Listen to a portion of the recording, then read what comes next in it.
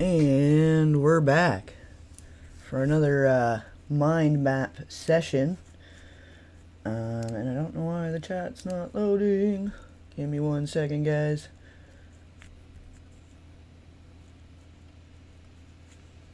There's demons in the wires. Just kidding. Alright, I think we're good. I think it's coming. Alright. Yeah, so we're continuing on with the mind map. There's been kind of like big revelations since the last few days of what we've been talking about and the connections we've been making that seems pretty significant to me. So it's pretty interesting. It's interesting to see between the tragedies and all the awful things happening, there's some big moves happening. So very, very interesting. I have been getting a lot of different questions. Mainly, I guess the main question has been is there anyone that's not connected into the whole big rigmarole?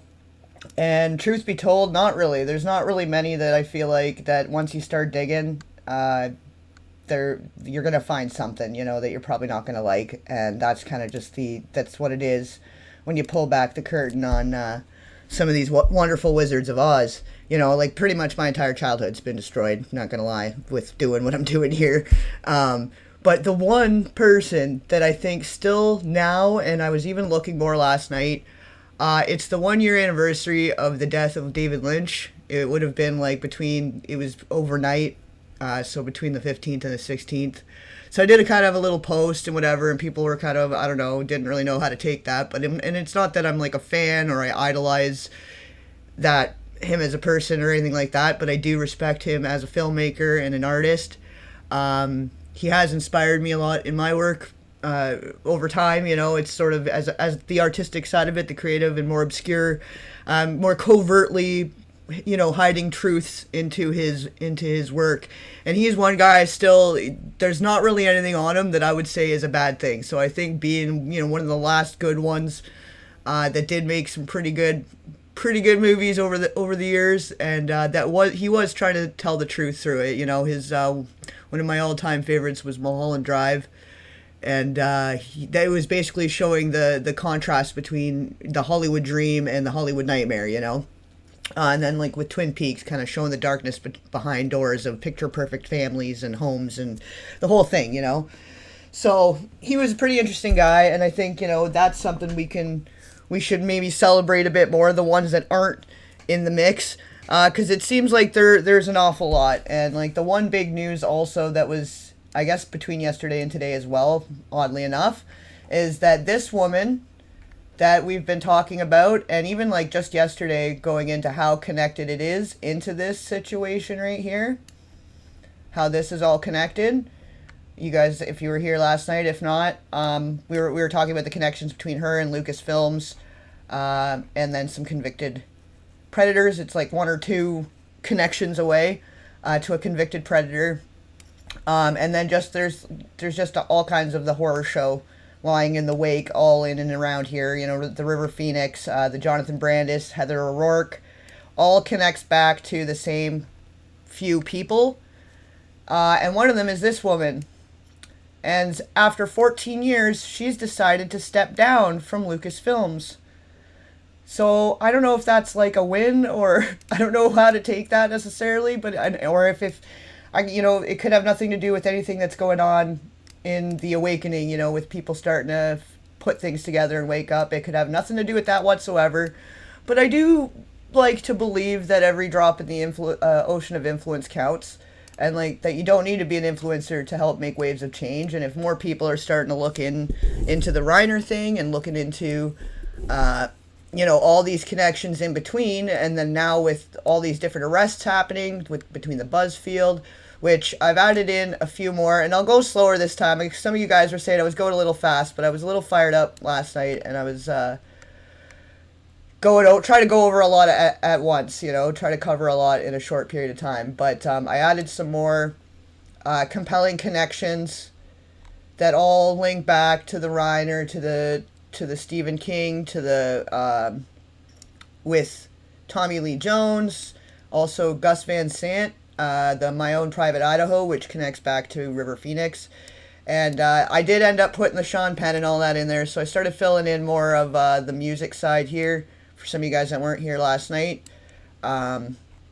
I have started connecting that over a little bit more. It is jumpy too, so it might seem like I'm going fast, but sometimes the scrolling is just a little jumpy. But some of you guys were asking more about the music thing, and so I've kind of started putting in a little bit of like the bare bones of that, and some of the questionable figures and losses in that realm. But there's so much more to add into that. I did end up adding the Menendez brothers situation because it fits all the way in there too. I've added more connections in here. Obviously, there's a lot more orange, yellow, and red dots that need to go in. But started organizing things a little more. So I'll try to, we'll go over all the new connections here. And like I said, I'll go a little slower. But I think we'll start back over here and go over exactly what's going on with this Kathleen Kennedy, who she was, what that represented, or like what she was a major figure in the overall, more so than I think people realize. So welcome everybody. Welcome Carmel, Maya Roberts, Hesky Weibo, Lyriel Xander, Mickey King's here. Welcome guys. Marshfly. Mulholland Drive makes you think of the book. Oh yeah, I've heard of that. I started reading that not long ago, but I've only got so far. But it's a lot. It packs a pretty big punch right in that first little bit. It connects a lot within with the music and the okay of it all. So definitely that's on the list of things to dig more deeper into. But yeah, so like Lynch, he was kind of the guy. He was one of the only ones that was really like authentically and unapologetically himself. You know, he's very unique in his style and way of doing things, and I don't think there's anybody that ever really had a bad thing to say about him. It seems like he was a good guy to work with. You know, he was into like meditation and just like doing his thing. He wasn't really in all the hustle and bustle. So out of the ones, I would say, but he does fit in here. Eventually he comes in. I started filling this out more. The earlier years of Drew Barrymore, the Altered States, Cat's Eye, Firestarter, and how that connects back to the Stephen King, Martin Sheen. Like there's a few other connections there that connect back to the whole rot, all the rot. So I started filling that in. And the Dino De Laurentiis and how he kind of got, I don't know, he's kind of a wild card because there was some interesting things. Firestarter, basically, which had Martin Sheen and I'd have to look it up who else was there. But on that movie, that was the wrap party for that movie at the Dino De Laurentiis' mansion, and Stephen King was there, Martin Sheen, and some other people. I don't know, I can't think off the top of my head, but that's the party that Drew Barrymore was given her first drinks. She was basically like either like goaded or dared, or like there was a bet. There was some, you know, they had talked her into chugging 2 glasses of champagne, and she woke up in a bedroom and didn't know what happened. And her mother was asking her what happened, like was coming in like, oh no, what happened? Oh, where did you go? So goes to show right away at like 8 years old, the kind of protection and what was going on there, because who knows what's going on there, and she doesn't even know. You know, she remembers drinking it and starting to feel a little woozy and whatever and giddy. But then at some point there's no memory, no recollection, and she's woken up in a bedroom. She's in a bedroom. So who took her to that room? Who decided, or if she went herself? Who knows? I don't know. I'm not saying anything specifically. But it was the wrap party for Firestarter, which again links back to the Martin Sheen, which links back to the West Wing, which links back to the Stephen King of it all. Which, make of that what you will. It's kind of just a little factoid on the outside of it. But it all starts kind of painting a picture in such a way. Now, Drew Barrymore, I guess we're starting there because Kathleen Kennedy, basically, in the beginning, she was really tight. She had started out, she was the Iceberg's secretary. And then her and her husband, with Iceberg, founded Amblin, okay? And she was responsible for deciding which, between Drew and Heather O'Rourke, like, she was kind of part of that deciding factor, and she'd, like, helped pick them out, like, get them. She was, like, the casting assistant kind of thing. But deciding which would have been better, like, E.T. or Poltergeist, whichever would be better for which little girl between Heather O'Rourke and Drew Barrymore. And Drew had kind of said it, that Kathleen Kennedy had that she had shown up for the audition for Poltergeist, and that Kathleen Kennedy had said, oh, she'd be a lot better for E.T. So right away, it kind of just shows that, you know, even in the earliest times, that she had some pull. She had some significance, obviously, to Iceberg for the amount of business connections they have, because they formed Amblin together. But then they also, the Frank Marshall and Kathleen Kennedy, they started the, oh my god, to zoom in a little more for you guys here, sorry. The Kennedy Marshall Company, which that links back to some questionable stuff. That Milk Money movie we were talking about yesterday, her and her husband were the producers of that, along with this guy, this Richard Benjamin, who comes up in a couple different questionable spots that I've connected. Richard Benjamin connects up to, where does it go over here? The Mermaids movie, which that was a little weird. That's sort of a TW theory with what was going on in that movie with Winona Ryder and Christina Ricci. So that's just a TW theory. I don't know, it's just a little bit, you know, it's just starting to put it together, which of course connects back to Cher, and that connects us back up to the music industry, because obviously there's a lot of overlap there. What else is she connected to? I think there's a few more connections to make here with Kathleen Kennedy, but just, she was there all along, you know, she was a part of a lot of everything. Like, she would have been there because she did have the go-between with George Lucas, like what she was stepping down from. So this is where we start to connect down here. She had moved into the Lucasfilms realm, which is Iceberg's good buddy George Lucas, which of course connects to Francis Ford Coppola, and their company connects to convicted predator Victor Salva, and he had made material. He basically was given the film equipment to do this movie, but in actuality it was a front to make material of this child when he was a child. He's not a child now, but when he was a child. So how that all connects in is pretty questionable. And I didn't realize, but George Lucas is basically around the same time of when Iceberg was setting up DreamWorks with his buddies.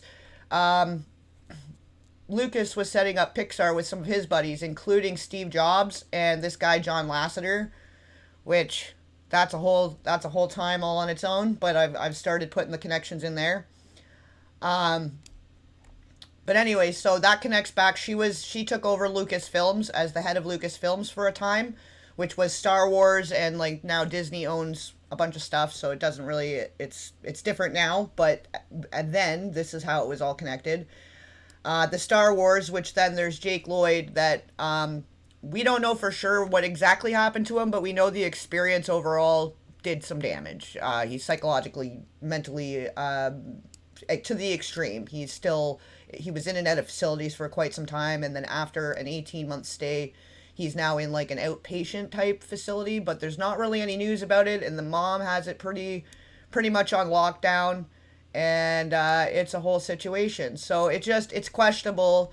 It's questionable what may or may not have happened, and not saying George Lucas specifically did anything wrong, but in the way that there were people that are still supported, that after the fact, after this guy went to jail, Francis Ford Coppola, who still had the company with George Lucas, was supporting Victor Salva in the advancement of his career. As soon as he got out, he was working for the Disney Sphere with Powder in 1995. And Coppola basically said, oh, like, you going to jail and going through all that is going to just make you a better artist. And then he funded and produced, he was like an executive producer of the Jeepers Creepers franchise, which Victor Salva pretty much started thinking up while he was in jail for what he had done to Nathan Forrest Winters. So it just makes you wonder what might have been going on this arm when we know the kind of struggles that Jake Lloyd has had. And then the fact that she is the go-between between the Iceberg and Lucasfilms. And then when you consider between Iceberg and Lucas, they did the Indiana Jones. Okay? And that links back to River Phoenix, which links back to the whole inner sphere here of red dots. All the red dots start seeming to come together to the same people, which I also, just to make it, like, just to show you how prevalent this really is. I actually went through and I figured out who all was represented by this Bob Villard guy at the time. And he actually was so much more popular as like a publicist and agent than I think that even any documentaries or anyone that's actually touched on it than they ever went into. Like, I didn't even realize this, and I was looking into this over time. So obviously they've put effort to conceal what a popular guy this guy was, and how many other deaths were connected. So there was another guy, this Chris Petiet, which, thank you, somebody had mentioned him in the comments, and I wasn't aware of him. And then, but then he connects back to, there was this movie, Dreamer of Oz, and connects back to John Ritter, who also connects to North, and his death was a little bit weird, so I put him on as a red dot. And just some of the other things he connected to that, you know, maybe he was getting to a point of going to speak up, maybe, I don't know, speculative, but connecting back to John Ritter, and some of just too many child stars that are no longer with us. So not necessarily saying John Ritter had done anything wrong, or maybe he did, I don't know.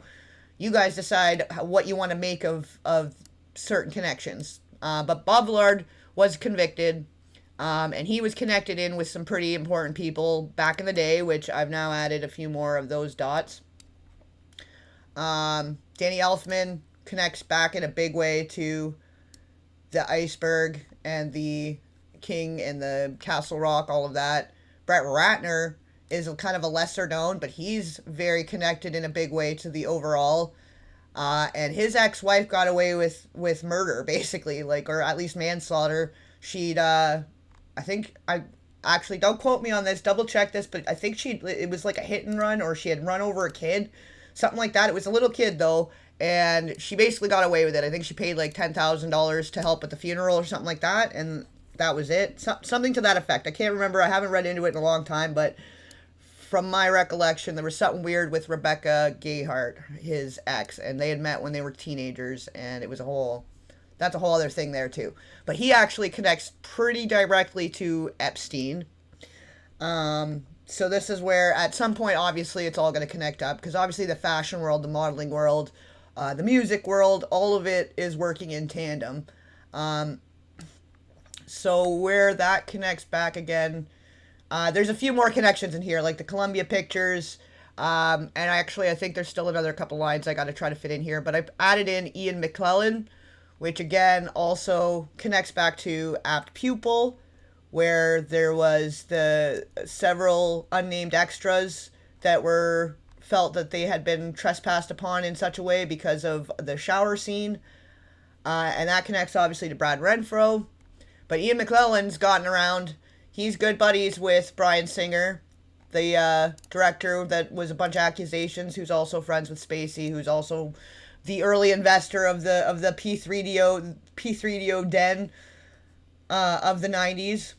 And where did he go? There he is. Okay, then Ian McClellan, he was in Lord of the Rings with Elijah Wood, which I got to connect that up to. I didn't get that far. But Elijah Woods, Sean Astin, and now Sean Astin is actually like the head of SAG-AFTRA, which is interesting, considering that for the movies that he was on, there's a few more connections, but like I need him to connect up with Drew Barrymore and like, what was it, 50 First Dates? He's got to connect somewhere up here and then to SAG, so I kind of have to have him out to the side here, but he connects back to a bunch of shit in here. Child star, he was his child star, and for how many of his colleagues, peers, have been either whistleblowers or been victims, and some of them just kind of hung out in obscurity doing their own thing, like Elijah Wood, where somebody like Sean Astin becomes SAG-AFTRA. I don't know what you want to make of that either, but that I feel like is somewhat compelling. Same as like one of the other co-stars of the Kids Inc. She's like the head of some major company where Fergie, Stacey Ferguson, used to be, like, she was Black Eyed Peas now, but used to be Stacey Ferguson, and she was on the show Kids Inc. What's her name? I think it's Nicole Brown or something, but Brittany Murphy was in an episode with her, this Nicole Brown, that was starring on Kids Inc. with Fergie, and Fergie went off to have really big struggles with self-medication and different things before becoming Black Eyed Peas. But then somehow the Nicole Brown, I believe is her name, who is on the episode, that there was apparently, I don't know, there's rumors that something had happened to Brittany Murphy while she was filming that, there to film that episode she was on of the Kids Inc. And the girl she was singing with went on to, I can't even remember, some big thing, so like head of Paramount or head of something like that.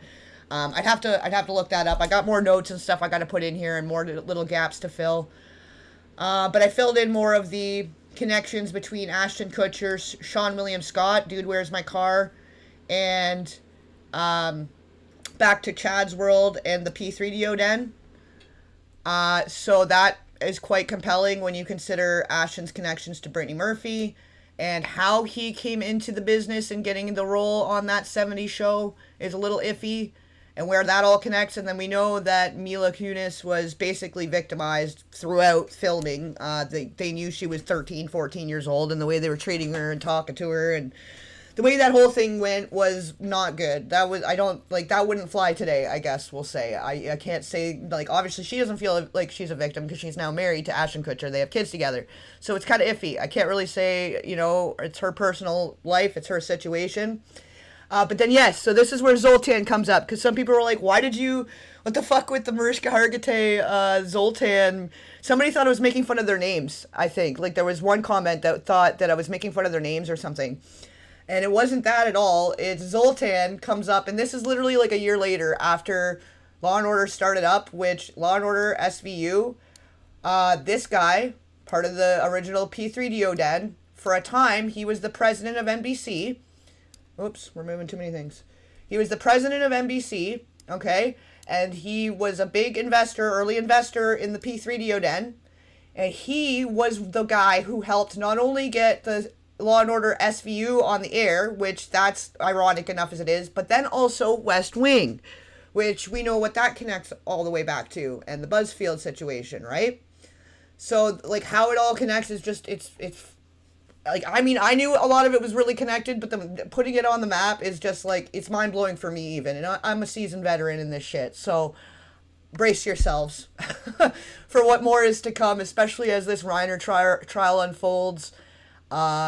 And it sounds like with BuzzFeed there were more reports over time, and he had like discouraged the family from making a report and had offered to pay for the therapy or something to that effect to another potential alleged victim. This BuzzFeed guy who's in tight with Iceberg and Reiner and all these other people. It connects to a lot of things, and he's kind of like a little guy in the middle, but the way he connects and his timing of his arrest and the timing of the arrest of this child star, this former child star who was involved in producing and distributing material, they connect back between some questionable people in movies together, BuzzFeed. So the timing of their arrests and the timing of everything, I think there's just this trial, the Nick Reiner thing, and from what Alan Jackson was saying, it's going to get fucking weird. So be prepared. But anyways, so Garth Ancier set up NBC with those shows, and how that all connects over back to that 70s show, Dude, Where's My Car? Like, I feel like somebody was trying to say something at some point. I don't know. It's more like a weird tidbit than anything. But bringing us back to this Philip Stark guy who connects to Dog with a Blog, okay, which is also connected to this studio and the It's a Laugh Productions that has like more than a dozen Disney shows that they shot there at this one studio, that a lot of them are connected to people that either became a predator or were already a predator. He worked for this Good Luck Charlie, which this now former child star also became the evil that he was surrounded by. The red dots around it, the way that all connects in back to, and then it actually connects up with the American Pie as well, because obviously Sean William Scott, he went from P3DO Den, starring in Chad's World. It's one of the shows the P3DO Den actually made, because they did make some shows. It was a front for creating harm material, but they did make shows. And one of those shows was Chad's World, and a lot of people didn't notice, but it's Sean William Scott and Ashton Kutcher And Ashton Kutcher is a whole time on his own. He is, I gotta add in some red dots here. He had another former girlfriend turned up, no longer with us. And the way that he connects in with the Diddy and the Brittany Murphy, there's a whole lot going on there. And it's all gonna make more sense in the final episode of the Brittany Murphy saga, so stay tuned for that. But anyways, so a lot of these connections that I'm adding, and I'm finding more either red dots, orange dots. There's like That's So Raven. They all have talked about abuses, and actually Raven goes all the way back to the Cosby Show. So I'm going to have to work in how to fit all that in and what other companies that went into, because we're kind of going from like 90s to the 80s to the 70s, and then like all the way back, going back to, where is it here, like the 50s, 40s, 30s, 40s, 50s. Like we're going to go all the way back eventually, and to the Shirley Temples, the Judy Garland, and how all of that was built and later absorbed, and how it evolved over the years, and who took over what, because all of that is quite compelling also, when you're considering the pipeline of it all, I guess. There were, where else? I'm going to see here. Trying to think of what all is new from yesterday, because I did add more stuff in from yesterday. Spun, we were just talking about Robert Alexis Arquette, who connects to The Wedding Singer, and a few others. I'm going to have to figure out what else, but like Blended, I think, a few other Happy Madison productions. Not that that means anything specifically, but just that's what you would know it from, know them from. They did choose to go back to being Robert Arquette by the end, and that's a whole really sad story. We kind of talked about it a bit yesterday, but that, of course, connects to this movie Spun, which then connects to Brittany Murphy. And, of course, this guy that a lot of people don't realize, Jason Schwartzman, over here, where'd he go? There he is. Jason Schwartzman is a descendant of Coppola, which connects back to all this too. So that's just, you know, how I know it's like a 6 degrees of separation situation also, but it's just, I don't know, when you start to figure out, like, and I'm not saying that it's for sure, but there's a chance that he might be a yellow or an orange. We just don't know yet, you know? What else? What else was new? So the De Laurentiis connecting. I can made more connections in with Happy Madison, because that's gonna have to, that connects back with Drew also, Drew Barrymore, and Tamara Davis actually, which that's gonna be a complicated one, because Tamara Davis is all the way over here with this red dot and this TW Theory movie, but very closely connected to Drew, because that's who introduced Drew to Adam Sandler. That she was basically who kind of arranged the meeting, because she had done, I think it was Billy Madison. It was either Billy Madison or the other one, Happy Gilmore. I can't remember. One of his big ones, though. She was the director. So she had helped facilitate the meeting between her and Drew, which helped reboot her career, basically, at the time. And she wasn't wanting to keep going in and doing these, like, TW Theory movies, basically. So when they got together and were able to do, I think the first one was Wedding Singer. It was either that or 50 First Dates. I'll have to check. I think Wedding Singer was the first one, and then 50 First Dates came shortly after. But anyways, the way that all kind of connects in is a little bit compelling for Tamara Davis, how she connects to this very, very big TW Theory movie, and the Misha Barton, Bug Hall, and his direct accusations of saying that this movie, which is heavy duty TW Theory, that this movie is the movie he had first started being trespassed upon, and that it followed him from set to set, mostly in the Disney sphere. Like, let's be honest here. Disney, I guess I'm gonna try to say Disney more so, the Disney sphere, because I don't want to die. I like my life, and I'm healthy, and I'm I'm not. This isn't intended to be a death wish, but the way that connects in with some of the other red dots up here, and who was responsible for Little Rascals, and all of that, it's 1 or 2 degrees of separation from another Predator, which actually I didn't realize too. I think it was the Stupids that Bug Hall was sent over the border for. Maybe it was one or the other, but that one actually connects over with this guy. So this just is like kind of morbid, actually, this connection. But he connects over to John Landis, And John Landis was part of this Twilight Zone movie, which Iceberg was too, and another guy, Joe Dante, I believe, is the third guy. But they did this movie, and there was a tragic accident because they were not respecting laws of child acting. They were not doing the pyrotechnics correctly. There was a bunch of laws and rules that they were neglecting, willful negligence that caused the death of this man named Vic Morrow, actor Vic Morrow, and 2 children. And they basically got off scot-free for that. But then John Landis, he does The Stupids with Bug Hall, okay? And then Bug Hall ends up in this TW Theory movie, directed by Tamara Davis, with Vic Morrow's daughter playing Bug Hall's mother. And that whole movie, like, if you... I almost can't even recommend watching it, because it's like, you almost are going to get traumatized just watching the friggin' movie.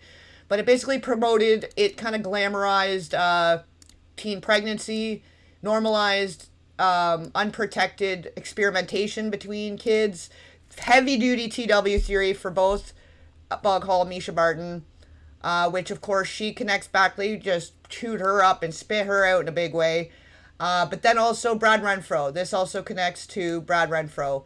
So the amount of movies that just on their own being in the movie, like whether anything had specifically happened to them physically or not, I feel like being in some of these movies was damaging. And I mean, a lot of these kids have talked about it too, like have now come in, and like Natalie Portman, who actually worked in this sphere, the Star Wars, when she was like 14, she played Queen I can't remember which one. She played whatever. She was a part in the Star Wars. I don't like Star Wars, so I don't know the fucking lore, and I don't care.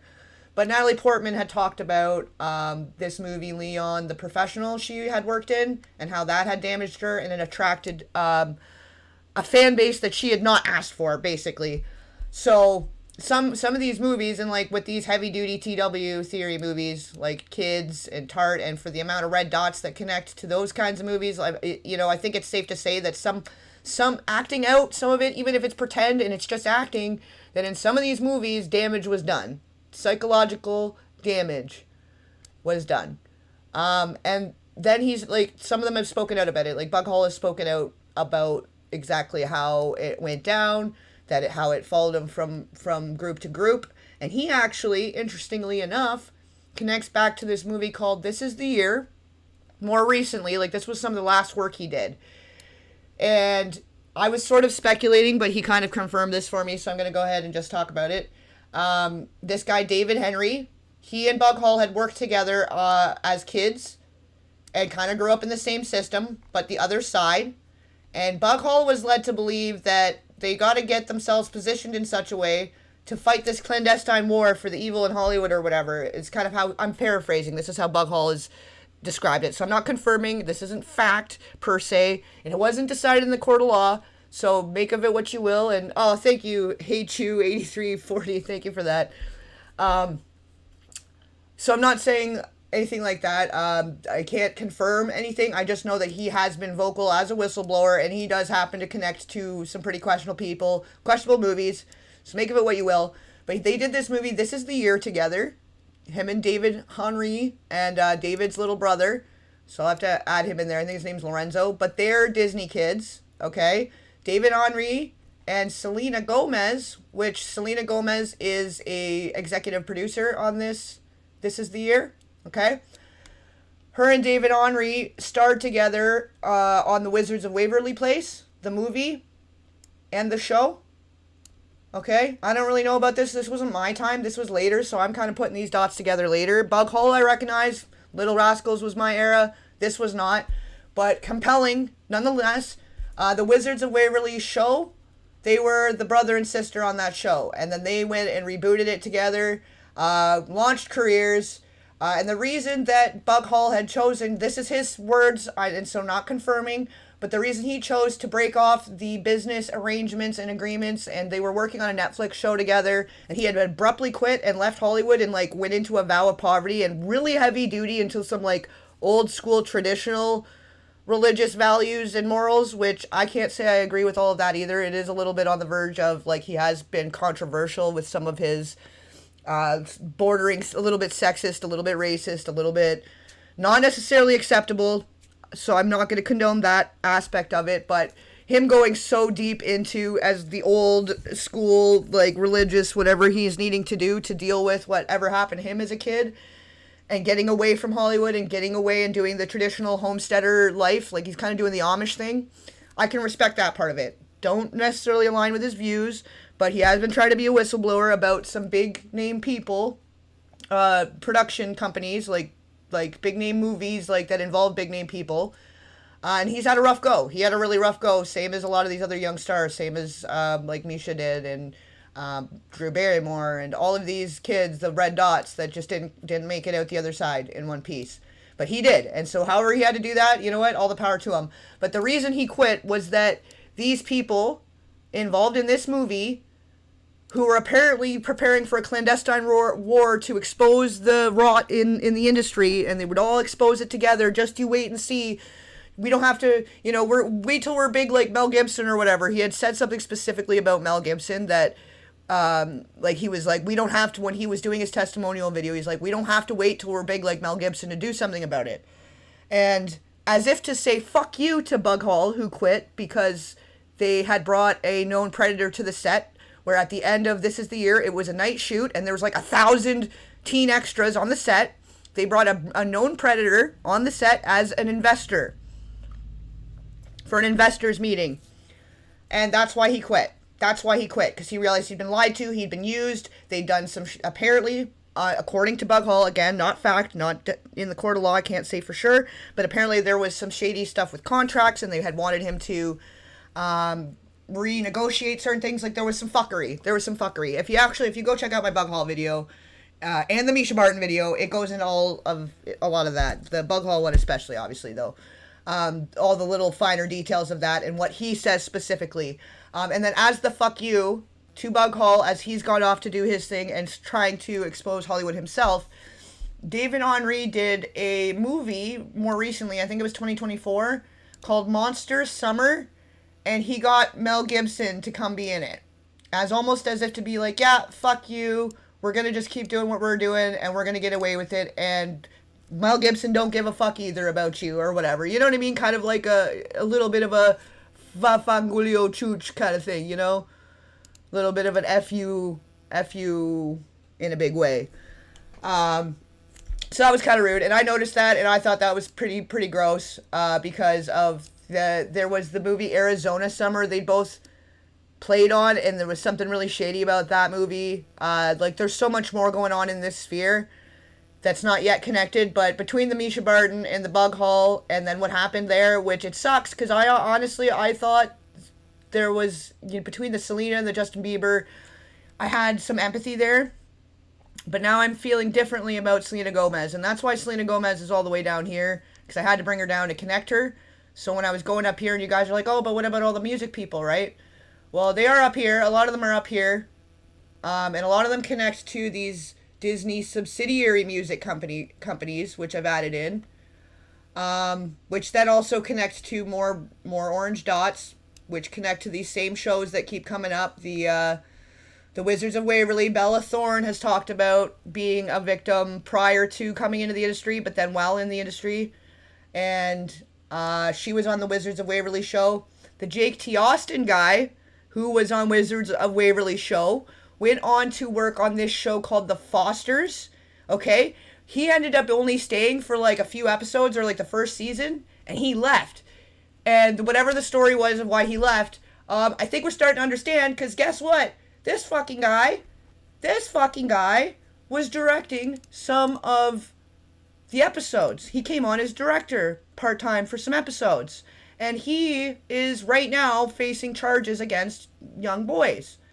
So I wonder why Jesus had to be Jesus too. And why BuzzFeed's trying to say, oh, they're just trying to get back at me because they didn't get renewed for the second season or whatever. The little twins, the twins that he's now accused of doing things to. Oh, they're just jealous and upset. It's just, it's retaliation because they didn't get kept on for the next season or whatever. Well, maybe they quit. Have we all considered maybe they quit and that's why they're not on the next season? Because Jesus quit. Apparently his thing, the character's Jesus. It's not Jesus. It's just fun to say because it's Jesus, but it's not Jesus. But Jake T. Austin had apparently quit to go on to bigger things, but there were no other bigger things. And he sort of disappeared a little bit into obscurity now. He got replaced, things moved on, people moved on, his castmates moved on, started doing their own big things, questionable big things with allegedly getting investors that are known predators. Which I can believe it. I can believe it considering the sphere. Considering the sphere, and it almost seems like that's the entry in. You're either a bystander, you're a participant, or you're the victim. One way or the other. That's the ticket. It's skin tickets. You know? But anyway, so there's the introduction, 40 minutes of an introduction to today's mind map session. But let me catch up with you guys now. So sorry. It's a lot. It's a lot to cover, and while it's still fresh too, and I want to just make sure I don't forget anything. Actually, there's more to cover also on the other side. A lot of people were asking about Trump and John Hughes and Macaulay Culkin, and yeah, that's just such a huge thing. I needed to find a spot and make room. So we've now made space, made room. The Brat Pack, which again now is connecting back to the Sean Penn, which connects to the Madonna, which connects to the Gus Van Sant, which connects to all of these movies you probably didn't realize. The whole Brat Pack movement, like 16 Candles, Ferris Bueller's Day Off, all these super loved movies, which is so fucking sad when we start looking at it. But more red dots, and then Macaulay Culkin. We're pretty sure he's orange, but he's never really fully come out and say it, but we're pretty sure he's an orange. But I'm not going to make that decision for him.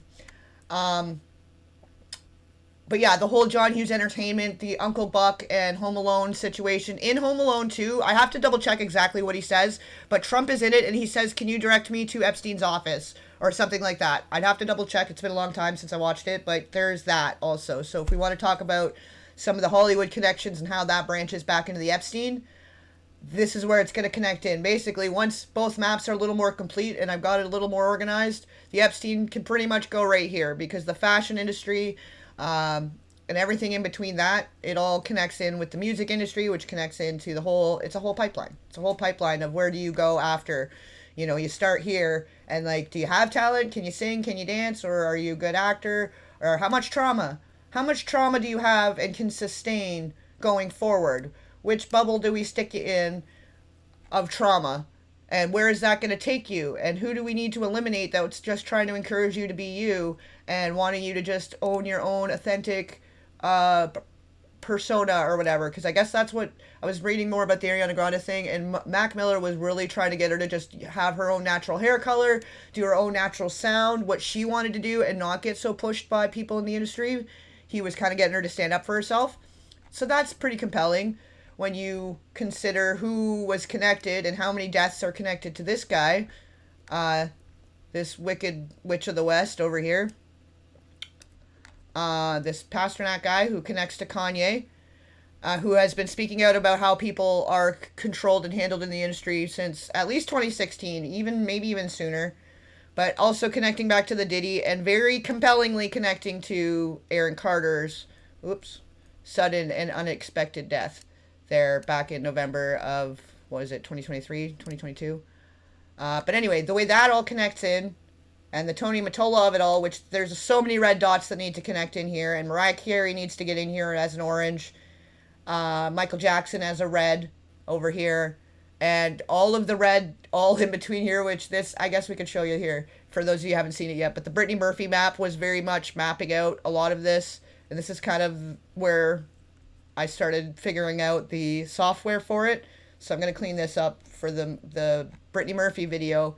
But a lot of compelling connections just within that sphere that connect to the music sphere, and a lot of compelling and unexplained or suspicious or mysterious or untimely deaths all in the between us, and connecting back to the P3DO den and connecting to the Nickelodeon Disney situation. Lots of other red dots. There's actually still a couple here that I have to add in on the other map. But yeah, there's a lot, and we're gonna get there. But to make it one cohesive sphere, it's starting to get complicated because obviously, look at this. Like, We're starting to. I have to pull more things out, and I need to make more room because I've kind of boxed myself in. There are a lot more oranges and reds to add in, all in here as well. What else is new? What else is new? Anyway, sorry. Okay, let me catch up with the chat, and then we'll go into the huge stuff. Did Bill Clinton get arrested yet? I don't think so. I think they're hiding out, and I think that's also quite compelling because they also directly connect to the Rob Reiner. They, along with Tommy Lee Jones and the Iceberg and some other notable figures in the industry, were supporting Al Gore in the 2000 election. And the Clintons. So if you watch the Victoria Jones, if you haven't yet, the Victoria Jones and Nick Reiner video, how that all overlaps, which she just died. If you didn't hear about that, Victoria Jones, Tommy Lee Jones' daughter, I think she's 34. Where is she? Hold on. That's very compelling connections to an awful lot of fuckery. More so now that I hadn't discovered when I was doing the video. So actually, let's go into that first, maybe. And then I'll catch up with you guys more in the chat. I'm sorry. It's a lot of information to cover here, and it's all important. Okay, so Tommy Lee Jones.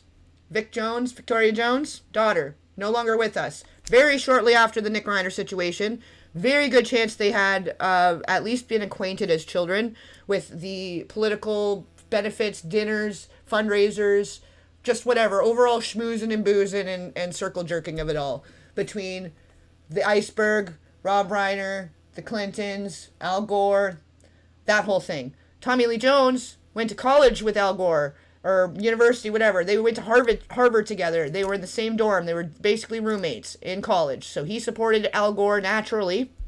Rob Reiner supported Al Gore voluntarily for not any specific reason, but they do all connect in different compelling ways as well. So when we look at, like, through film, not just through the political, worked on The Client. Tommy Lee Jones, one of his first movies that Brad Renfro was in was The Client, which connects him to the Joel Schumacher, which is also compelling, and The Lost Boys, Corey Haim, connecting into the Corey Feldman, so it connects down here. Also connects over to Men in Black, the Men in Black franchise, obviously, which somewhere in here I'm going to have to fit in Will Smith, but that's getting complicated too, and that needs to connect over to, like, Fresh Prince, the Cosbys, the pre-Disney sphere, kids and teen family television. We're getting there. But anyway, the Men in Black franchise, okay, which of course connects to the West Wing, connecting back to that, to the Reiner sphere, connects in with Martin Sheen, which connects in a big way to the P3DO den, connects to this guy Danny Elfman, who I'd had him on, and then I took him off, and then I put him back on, because I was reading through it, and I'm like, you know what, he deserves to be on here as a pink, because yes, the charges were dismissed, or the lawsuit was dismissed, but based on statute of limitations mainly, not because there wasn't enough evidence, mainly, it was statute of limitations, and the way that he connects with Brett Ratner, and to some other compelling things, Gus Van Sant, Sean Penn, all of that, compelling. So he was the conductor, the musician, I guess. He provided the music for Men in Black. He also provided a lot of music for this provided the music for Richard Donner, The Goonies, which still I'm not really sure about that one just yet, but again, that's connecting back to the Iceberg of it all. I think he did the intro for, like, The Simpsons and stuff like that. He did a few things. He did a few very important things. The Dolores Claiborne, direct connection to the Castle Rock and the Stephen King. Like, he fits into the big sphere, so I threw him in there. But anyways, the Tommy Lee Jones connects over Men in Black. Men in Black was the cinematographer, but became director, Barry Sonnenfeld, who is heavily, heavily connected to the Reiner sphere, and to directly, like, with Penny Marshall, Tom Hanks. He did The Addams Family with Christina Ricci, which we don't know about her just yet, but there's definitely some TW Theory movies, like The Mermaids, which I believe Mermaids actually was, like, her first movie too. So, and if you know what that movie's about and how that goes, that's a whole thing. And then some of those characters in that movie connect to some weird stuff, but let's not get too off track here. The Barry Sonnenfeld, big character that you probably don't really know. He directed the Men in Black franchise, and he connects to right in the betweenest. He's a lesser known of right in the betweenest of some questionable people. He did the Harry Met Sally cinematography. He worked, he was very much a part of the early career of Rob Reiner, and then later had a very significant career of his own as a director, not just a cinematographer. And the Men in Black franchise was produced, distributed, whatever, by The Iceberg. So the way that all kind of connects in seemed compelling. Especially the timing of the Buzzfield arrest, the Matt Prokop, former child star, arrest for material, producing and having material, and then the Victoria Jones. I mean, and then knowing what's going on with the Nick Reiner thing, very compelling. Very compelling. So what else? Oh, the Shock and Awe movie, and then there's a couple connections that way too between Tommy Lee Jones, Morgan Freeman, and the Reiner sphere. And then there's the thing with Adina Hines, his granddaughter, his step-granddaughter, that I'm not even going to go into that whole thing. If you want to find out more about the Tommy Lee Jones sphere of things, check out that video. It's just before the Buzzfield video in the Reiner coverage playlist. But yeah, and then the way that connects in directly, just like with the first kid, the P3DO den, just some shady people in between that seem to keep coming up. I added in more, I filled in more. The blank check, Dream Child was kind of questionable, and who it connected to, this Wainwright guy. I think maybe we went over that already. Okay, yeah. That was kind of questionable, and then this kid didn't really work much after. He kind of came in, got out, did his thing, and then kind of was like, fuck this game, I'm going home. But Dream Child, I believe, actually, let me double check, but I believe that's basically the glorification of the life of Lewis Carroll, who was he was into little girls. He was very well known. He photographed them nude, thousands of them, and he was allowed to because he was the author of Alice in Wonderland. And Alice in Wonderland basically was him making a story to entice and groom a 4-year-old he was in love with while he was taking her on little boat rides down the road, because somehow it was allowed. Her father was the dean at Oxford, and he was a professor, and he lived on the campus. And when their family moved in, the new dean moved in, and the kids, he fell in love with this kid, and he started photographing her from afar. He found his way in by getting in with the older siblings first, gained their trust, then somehow got the trust, obviously, because, he's a professor, it's all cool. Started taking all the kids on little boat rides and telling them little stories until he was able to start taking Alice on her own. And so the whole way that story was developed was the grooming of the family and the kids.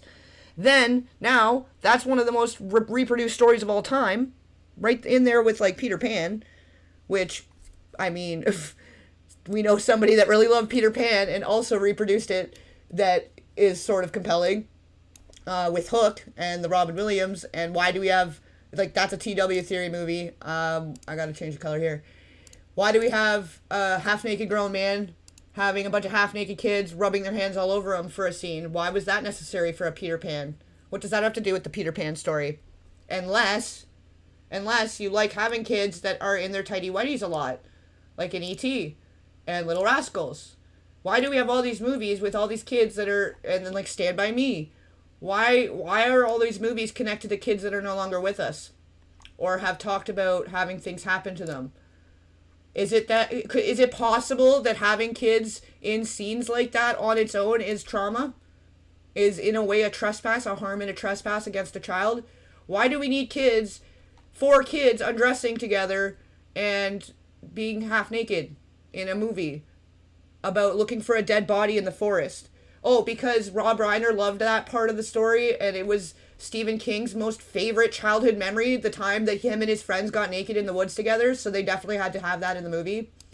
And Rob Reiner also talks about how he had to scream at the kids to get the right trauma reaction from them for the movie when they were running from the train, so there's that, Maybe the making of the movies on their own, even if nothing happened to them physically behind the scenes, maybe, just maybe, when we start looking at all these dots, maybe these TW Theory movies on their own are enough trauma. Maybe that feels like trauma. Maybe that's also putting meat around a kid's neck and throwing them to the wolves and expecting the wolves not to eat them. With Bug Hall running around his tighty whities for 20 minutes of the fucking movie of Little Rascals for no fucking reason. But then also, how long was that to film that? That could have been a whole day of him sitting around in his tighty whities, waiting for the crew and the cast and everything to get lined up to do the scene. and which gives a perfect opportunity for whoever is creepy to be checking him out and then start creeping on him and start the process of working up to all the things that he said happened to him, and the whole process. He goes into it more. And I linked to his original testimonial video from the Bug Hall video, so I included parts of it in the Bug Hall video that's explaining everything, but I do link to his original testimonial too, which gives a lot more context, and he's posted a lot of other stuff over there too. So whether you want to agree with his religious or whatever other beliefs, I do not personally, I will say that, but if we can all agree that harms and trespasses against children are wrong, I think that's a team we could all be on, regardless of our faith or culture or language or whatever, wherever we come from. As long as we can agree on that, that's the main thing, right? But anyways, let me catch up with you guys again in the chat. I'm kind of getting away on here again, but he called Danny Masters. Yeah, the Ashton Kutcher thing. Yeah, okay. I'm way behind on the chat. I'm sorry, guys. Yeah, it was partly, there was a manager, called to Danny Masterson, and somehow it all got cleaned up, and it ended up being some Hollywood Ripper or whatever that seemed to all match the I don't know, it matched the modus operandi or whatever, the MO, and so it all tied in a way, but that still didn't really seem convincing. It kind of just seemed like opportunistic to pin it on him and get it out from under Kutcher in such a way. But I don't know. I wasn't there. I'm not a lawyer. I don't know.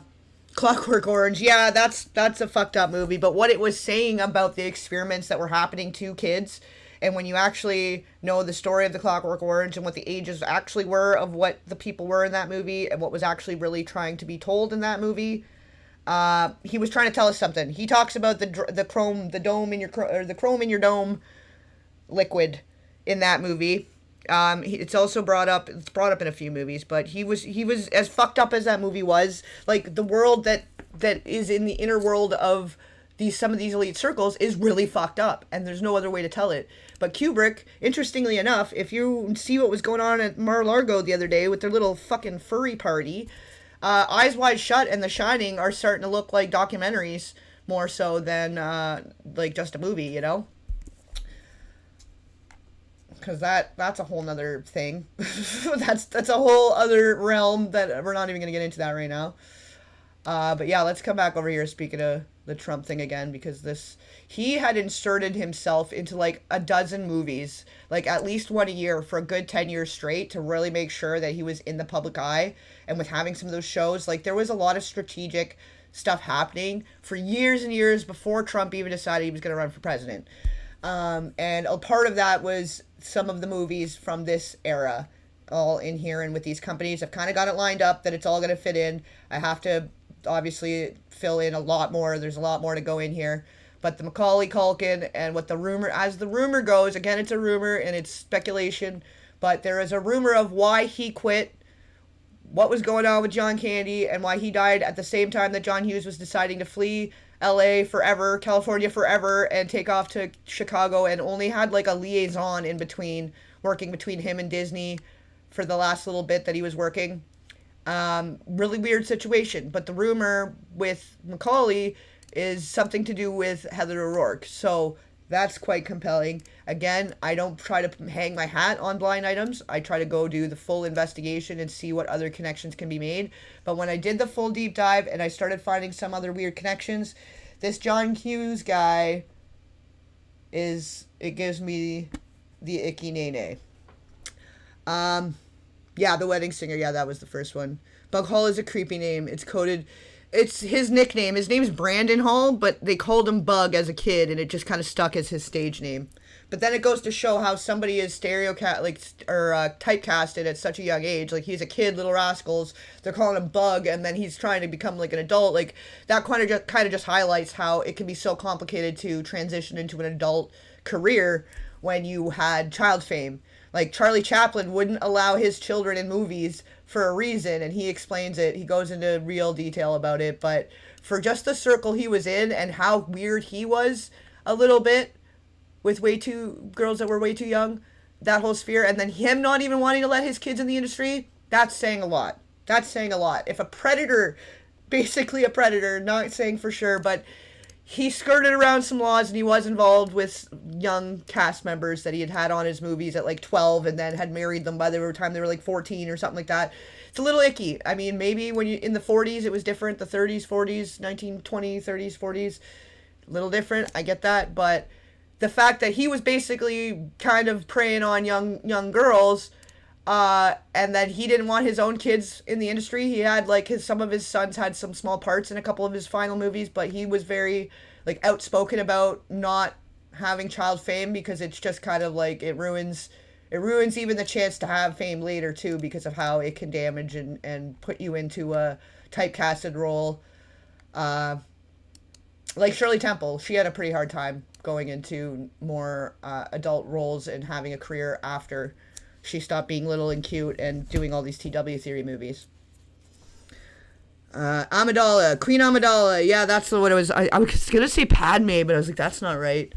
But I don't know the lore, so I didn't want to say anything. But yeah, Queen Amidala, that's the one, Natalie Portman. And they had changed her voice to make her sound older. And I guess by the time it was released, she was a little bit older. But yeah, she was like 13, 14 doing that movie. So like, I don't know. It's a lot of work too when you think of that kind of production and like how that affected Jake Lloyd and potentially, you know, whatever other kid actors on that set. Because there was a bunch of them. That's the one where there was the child Siths or whatever, I think. There was like the school of Siths, and he comes back and eliminates them, but he's thinking he's doing a good thing, but it's a bad thing. I don't know. It's a whole thing. I don't actually know the whole lore of it. I've read into it a bit because I did the Jake Lloyd video, but Star Wars never appealed to me. I guess I couldn't be enticed by enticement material in such a way. Now that I like, now I'm realizing why so much stuff that was so popular as a kid and people thought I was weird that I didn't like it. Now I know why, and that it's kind of confirmation. It's so much confirmation. I'm feeling less crazy all the time. So that's nice. That's been nice. The Great Awakening. Now that everybody's arriving, I thank you all for that. I know a lot of you too have already been awake for a while, and you're all just happy too about the situation. But for those that are just fresh, you know, the freshies, the fresh awakened people. About Taylor Laughter. I knew Taylor and Laughter. Taylor Swift. What? Taylor Swift connects to Gomez and Justin. Yeah. Oh yeah, that all connects. Like, it's very incestuous almost, how all of that connects up in there. And that's why I need to like make enough room, and I'll have to come back to that. But yeah, Little Rascals in the 90s.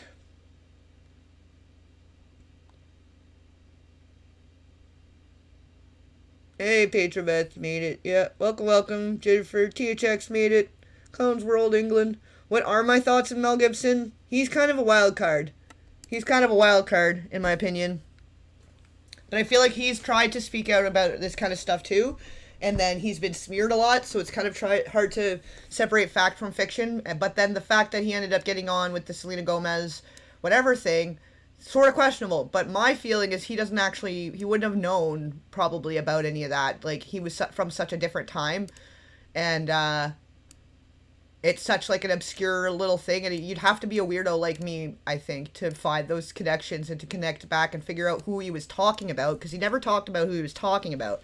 But I was speculating that he was talking about that This Is the Year, David Henry, Selena Gomez, that whole troupe, and he commented on that video saying, thanks for exposing this or whatever. He'd commented on the video, which basically was the approval. Like, he had viewed it and had approved of the content of the video, so whatever I had speculated was confirmed at that point. As that's how I took it. Anyways, I don't know, you could take it how you want. Also, you can go check out that video and check out his comment, check out his stuff, see how you want to feel about it all on your own.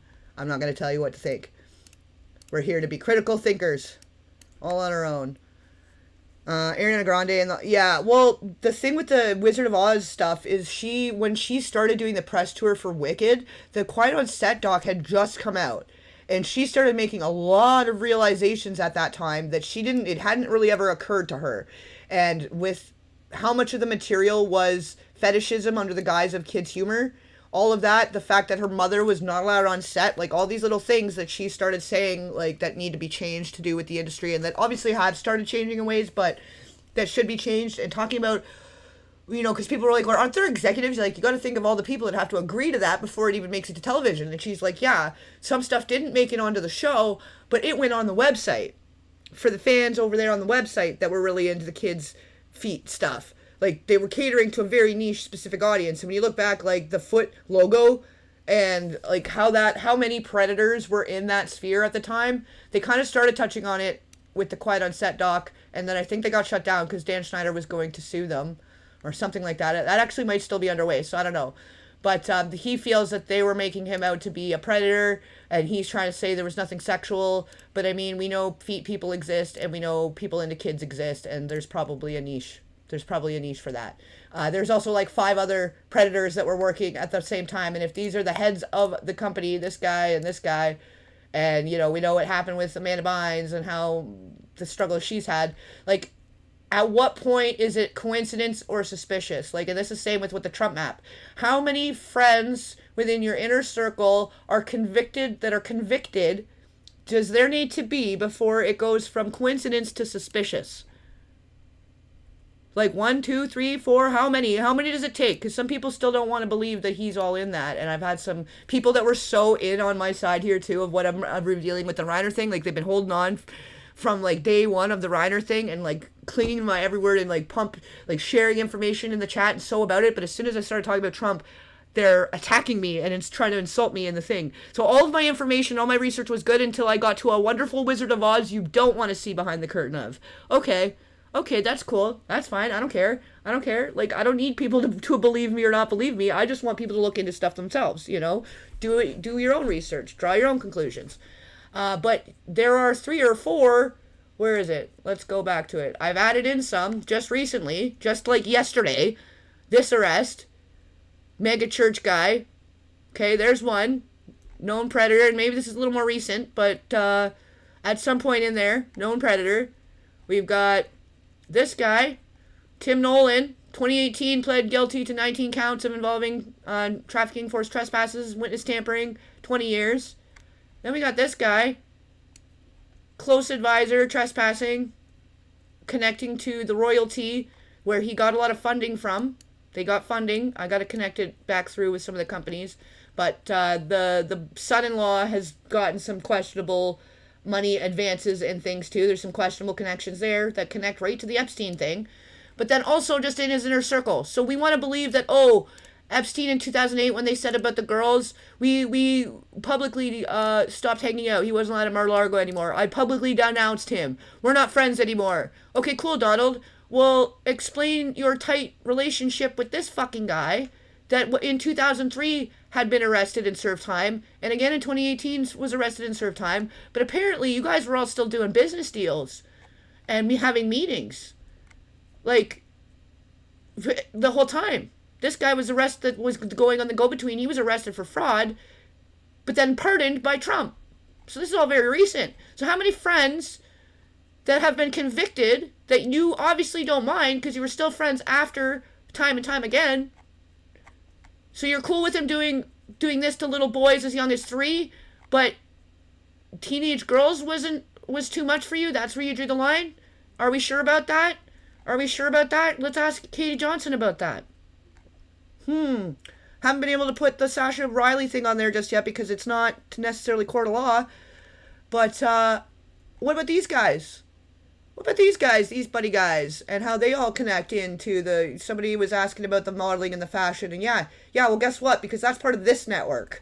That goes all the way over here, okay? And, like, we could start talking about this, and how this guy, Ghislaine's father, connected to Trump way back in the 80s, and the New York real estate, and the New York mafia, and people that suspiciously died even early on, even before Epstein was in the fucking mix.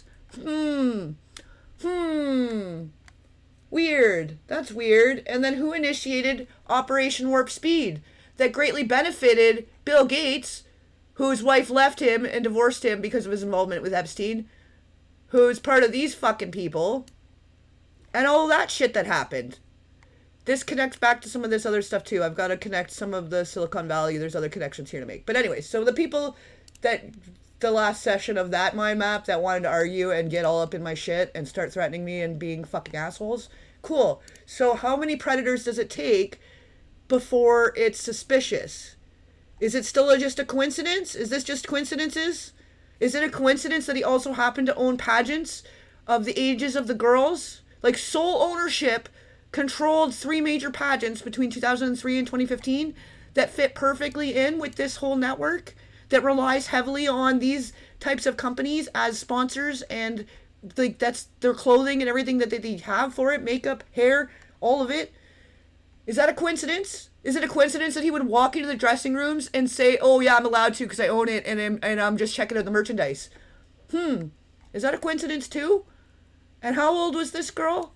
And how old are these girls? And who else was accused? Is that a coincidence too?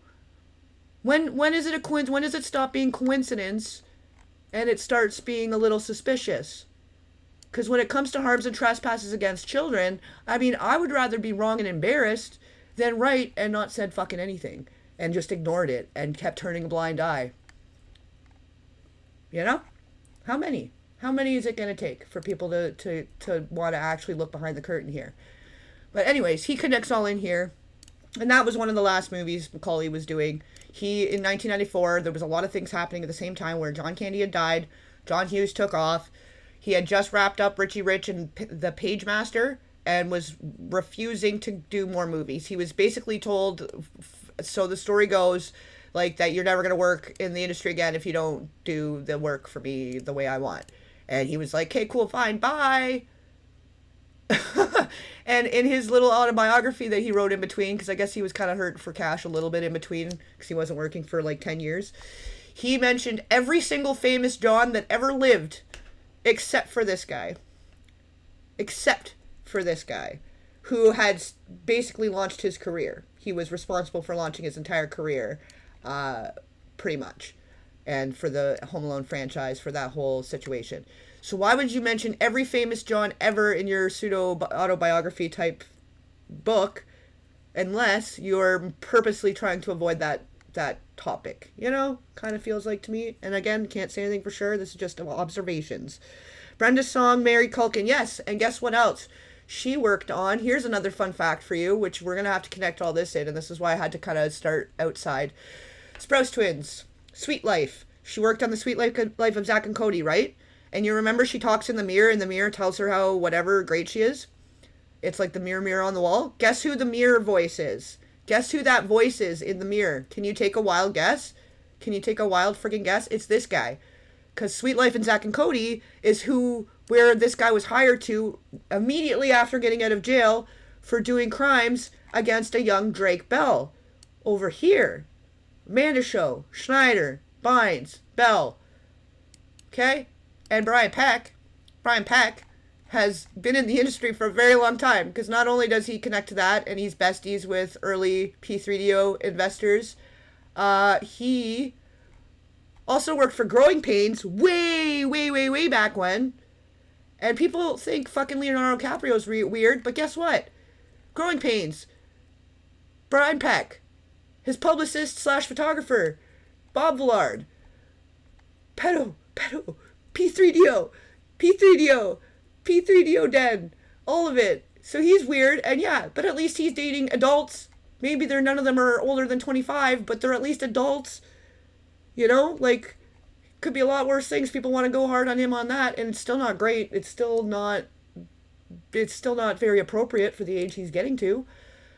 But for what it could have turned out to be, based on what he was surrounded by, and guy kept working.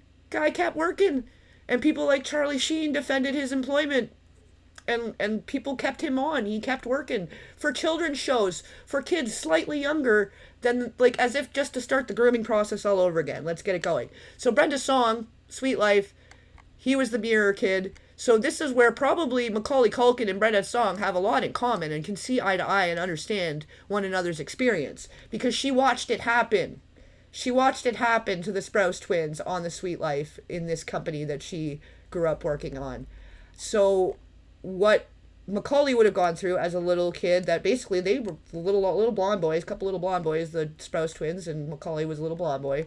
So if we're talking like that, some of them have a type, because the same as adults that are looking for adult love interests and have certain types and like to see people in bathing suits and centerfold ladies and all that bullshit. Guess what? Guess how it works for people that are into children? Same way, pretty much. They'll have a type. And so, I mean, maybe he was a little safer because Drake Bell didn't fit that type. But I think that Brenda Song can have a little insight about what was going on from what she had experienced for the people that the Sprouse twins were their type, and Macaulay would have fit that. But then also, he connects back, like this is going to connect to so many other things. He connects directly back to Elijah Wood, who has also been very, very vocal about the prevalence of predators.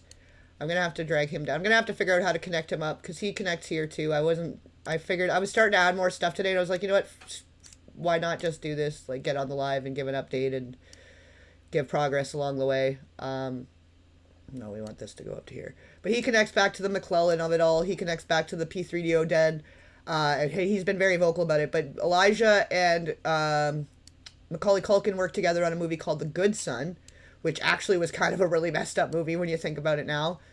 I've got to figure out where that's all going to fit in. But so they've crossed paths too. And Elijah's asserted that he didn't necessarily have anything happen to him specifically. Although he was in TD Theory movies, he was saying it's rampant. It's a rampant problem. So he's probably referring to experiences and things he witnessed on sets with other kids, like North, like Rob Reiner's North, when Jesse Smollett, I got to fit in there somewhere, the Stand By Me situation, like all of that connects back. And so, yeah, there's a reason that Macaulay Culkin just dropped off the planet and decided to quit acting for 10 years, you know? I don't think John Candy was involved in the nastiness. I think, okay, now follow me for a second. So John Hughes and John Candy go way back. They worked in a lot of movies together, okay? Macaulay Culkin worked on Uncle Buck with John Candy, and then John Candy had the appearance in Home Alone, right? But Uncle Buck, John Candy, Macaulay Culkin in the John Candy documentary, like there is no bad words about John Candy. John Candy is a good fucking guy. I would bet my life on it. Fucking great guy. Not saying bad things about John Candy. He was on Uncle Buck, and while Macaulay Culkin was having a struggle with his family, his dad was a fucking monster, was a stage manager monster. John Candy was the only adult that actually would ask him, hey man, like, are you doing okay? Are things good? Good at home? Would check in on him and would look out for him on the set. This is a theme. John Candy was always looking out for the kids on the set. He was like the uncle, the good uncle on the set all the time, okay? Nothing but good things. If you watch the documentary, there's literally not a bad word about the guy. And if you look, again, with like the David Lynch, he's just a good guy. So I lied. There was John Candy also. He's also a very good guy. But he was very supportive, okay? And so my figuring is if the rumors that of the Macaulay and the Heather O'Rourke situation were true, and the person were John Hughes, whose side do you think John Candy would take? If he had taken kids under his wing and was like protecting the kids because of his own situations and his own personal wanting to look out for the kids. If Macaulay had said, your good buddy said weird things to me or did weird things to me or made me feel uncomfortable, do you think he would push Macaulay aside and victim blame and shame? Or do you think he would confront John Hughes? Which do you think?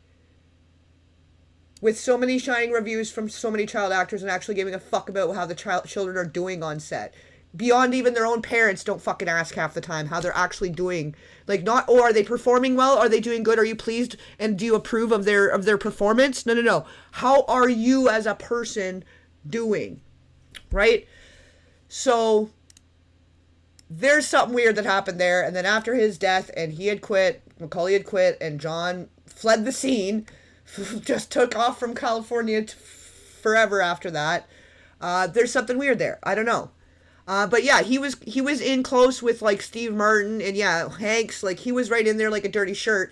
But so if what Macaulay was confiding also was making him realize about some of his close comedian friends, I mean, no wonder he did so much drugs, first off. Like, no wonder Chris Farley even, we could start talking about that maybe a little bit, because the whole David Spade, Chris Farley situation's pretty fucking weird. And I have room to put that all in, too. I've got to catch up with that, too.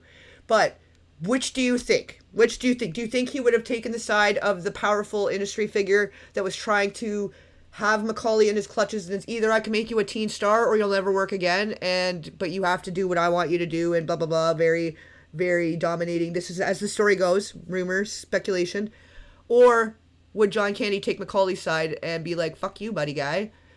You know? Do you think there was some kind of confrontation maybe that may have led to something maybe? Because his death was a little suspicious. They were trying to say, oh, it was the drinking and the drugs and his weight, and it possibly could have been him fooling around with some diet wonder drugs at the time, because a lot of people brought up his weight in every interview, and it's something he was kind of self-conscious about and something he struggled with, like he had the addiction there. But they would bring it up all the time, and there was some wonder drugs that came out around that time that ended up getting pretty quickly removed from the shelves because of similar health reactions. So that's also possible. Could also be a coincidence. I don't want to go straight in on any theory all the way. I always want to present all theories. But just for your own consideration, if John Hughes had a confrontation with Macaulay, do you think John Candy would have sided with Macaulay and wanted to protect Macaulay and stick up for him? Or do you think he would have been a bully like this guy? Apparently, allegedly.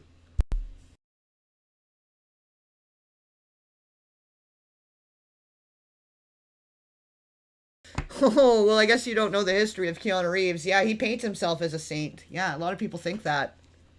They think that. They think he puts on a good picture, puts on a good show of that. Which actually, I think I got him on here now. But he connects to a lot of things. And his girlfriend, who was 8 months pregnant, miscarried, and then she died pretty mysteriously very shortly after. And she was kind of mixed in with Marilyn Manson, and Keanu was mixed in with the Johnny Depp Red Hot Chili Peppers scene when River Phoenix died. He took Drew when she was 16 and he was like 27 on this little motorcycle ride, that when Drew is bringing it up on her show, he looks really scared of where she's going with it, but she kept it pretty PG-13, and I don't know, maybe nothing happened, who knows, but why is a 27-year-old taking a 16-year-old on a motorcycle ride up Mulholland Drive? Very romantic, very cutesy. Not at all. Kind of weird. What was going on there? Why does it smell and feel like a Rosemary's Baby situation? Because then after that, he ended up with The Matrix. He's done John Wick. He's done so many mega franchises. But at what cost? Good sir? You know, I wonder. I don't know. I just have questions. I'm not accusing or saying anything specifically, unless otherwise decided in the court of law. But you know what? I thought he was a good guy, too, for a while, until I started uncovering some little questionable things. Where did I put him in? Because he connects directly to River Phoenix with My Private Idaho, which connects to the Gus Van Sant, which connects with other stuff.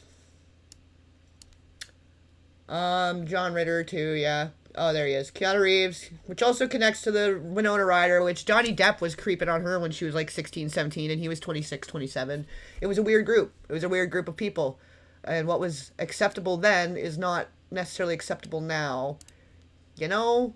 But they did Dracula together. And the story goes, because Johnny Depp and Winona ended up not seeing each other anymore because the parents did not approve of the age difference.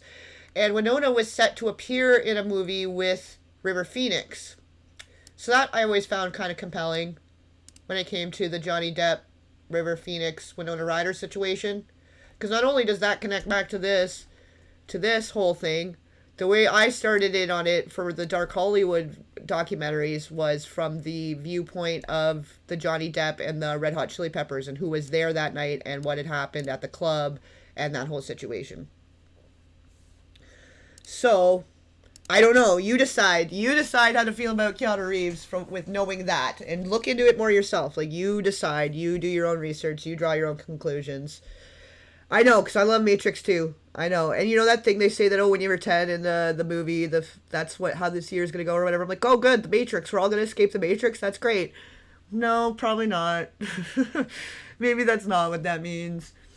But anyway, yeah, I always reference the Matrix and escaping the Matrix and the narcissistic cult Matrix and whatever. It's kind of a reference point for me. So it does suck to think that he also might not be a good guy.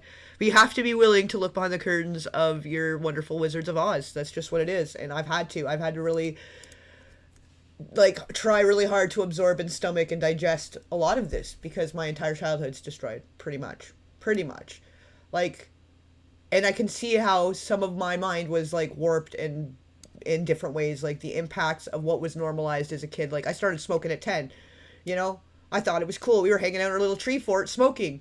And yeah, Rob went on his little fucking crusade against smoking later to try and make up for it in 1998. But guess what? Guess how many fucking a whole generation of kids, because of how many movies had kids smoking in them. And it was just normal. And it's like, oh, they're so cool. So cool in their little fort playing cards and looking at nudie mags and smoking cigarettes.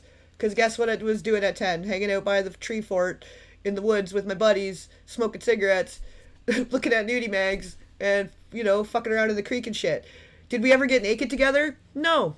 No, that never happened. So that part's weird. The fact that Rob Reiner and Stephen King share and relish in the let's have naked time with our friends. And that was their fond memory in their childhood, and they needed to include it in the movie because it's a reflection of both their childhoods in a way. Never did that part. Never did that part. But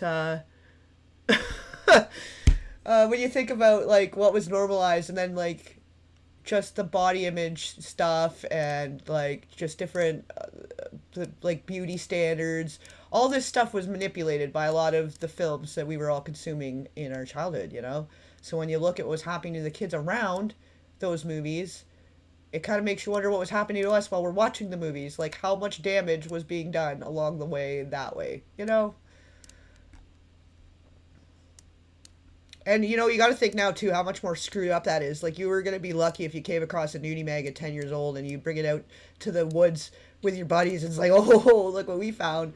And you'd hide it under the tree trunk thing, like, in a little spot so that it could be there when you come back to it. It was like that was big news. That was big news, right?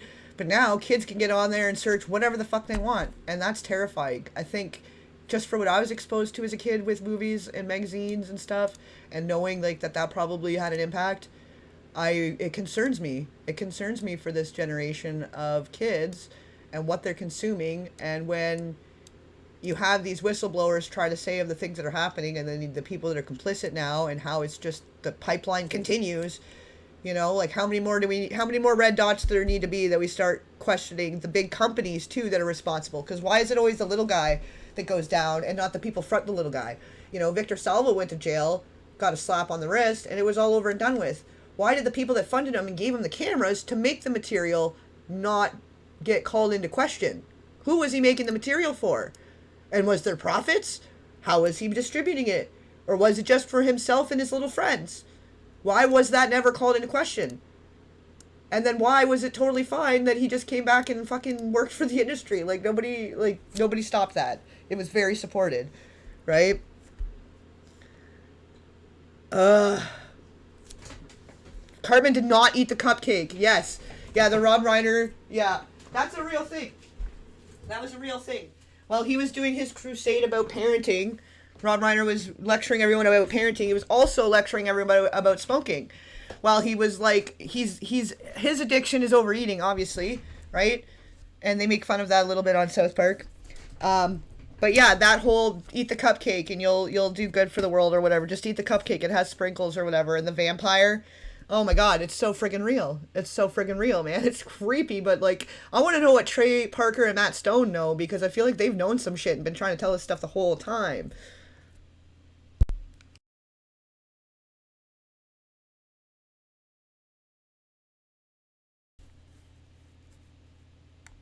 Let me catch up with you guys. I think I missed out on some stuff again. I gotta go back and come forward again.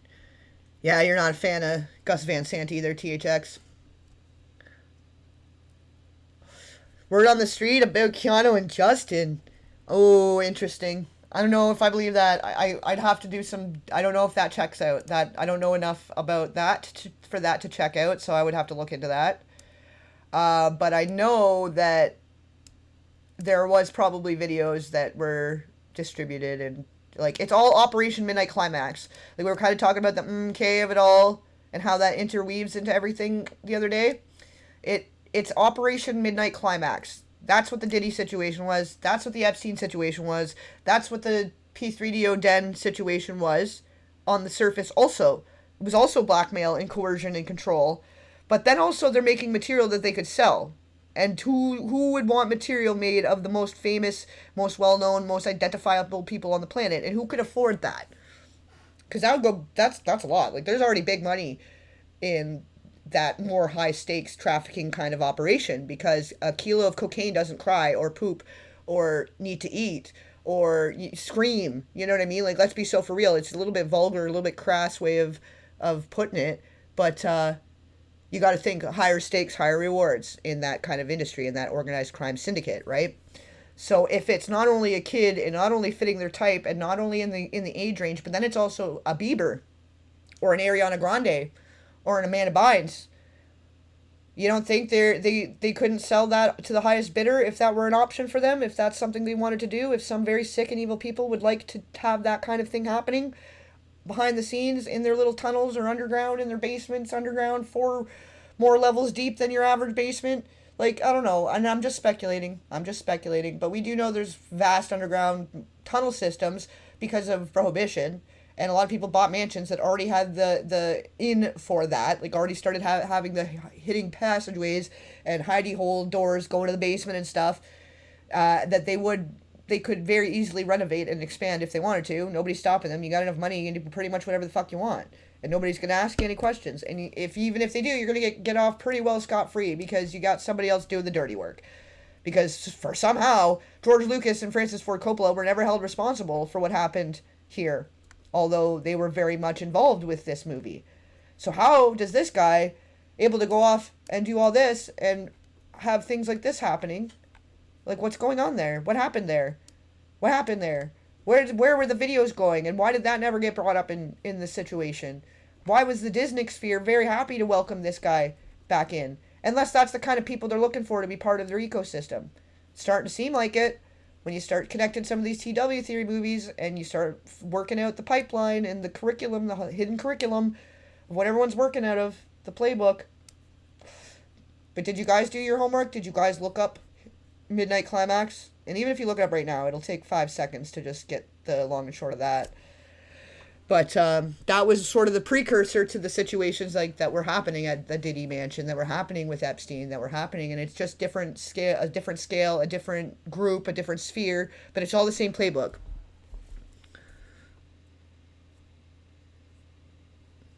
It had him have a heart attack. Yeah, well, we know there's a heart attack gun, if we want to talk about the of it all. They talked about it during the Senate hearings after they'd shut down the experiments and when it was starting to go into practical application. They talked about the heart attack gun. So we know that sometimes that things can look like a natural causes that aren't. And I mean, how many people, like, just looking at this sphere, and like Brittany Murphy and her husband went in a very similar way to Kim Porter, Diddy, the mother of Diddy's children. A good portion of his children. I don't think it's all of them. I think one of them, I don't know. He's got a lot of things going on there. But Kim Porter, pneumonia. Brittany Murphy rolled his pneumonia. The Michelle Trachtenberg thing actually even was a little strange, and it's more recent, but she connects back to the Britney in a big way. And just all the weird deaths. So many unexplained, weird, suspicious deaths. Michael Jackson, you know. Even like the Nipsey Hussle. Pretty much the Tupac and Biggie, I guess, have been confirmed. And then you look at what was being normalized back then too, like with the Aaliyah and the R. Kelly. The Anne Heche thing is even more compelling when you consider her connections to Ashton Kutcher. So not only Ellen and the DJ Twitch boss and the other Gerber baby Johnson & Johnson model, because then also Johnson & Johnson baby heiress, the baby oil company people. Like, baby oil company people, somehow they're just dying, that are connected to Ellen. And Diddy and Ellen were, like, snuggle buddies. She, like, wished him the happy birthday and was calling him, like, Diddy Mix Cuddle Snuggle Muffin or some shit. Like, and she was like, oh, you'll know what I mean. And she and Diddy they both were really into Bieber. Just publicly, like, not saying anything beyond that. They just both really liked Bieber. And he appeared on Ellen a lot. Diddy did the Diddy's Flavor Camp. And with Usher and the whole thing. And actually, if we go, I have room for all of this. I'm going to start putting all this over here, but I do have like the innards and outards of that starting to get together. The different companies, how they connect, the different stuff going on in the between us. Naomi Campbell is a whole time. Clive Davis, Lucian Grange, how Usher and Bieber and everybody's connected. Usher connecting back to the jive of it all, which connects to the Aaron Carter. It's all starting to come together. Because it all connects in such a way. Because movies and fashion and music and everything, it all overlaps, right?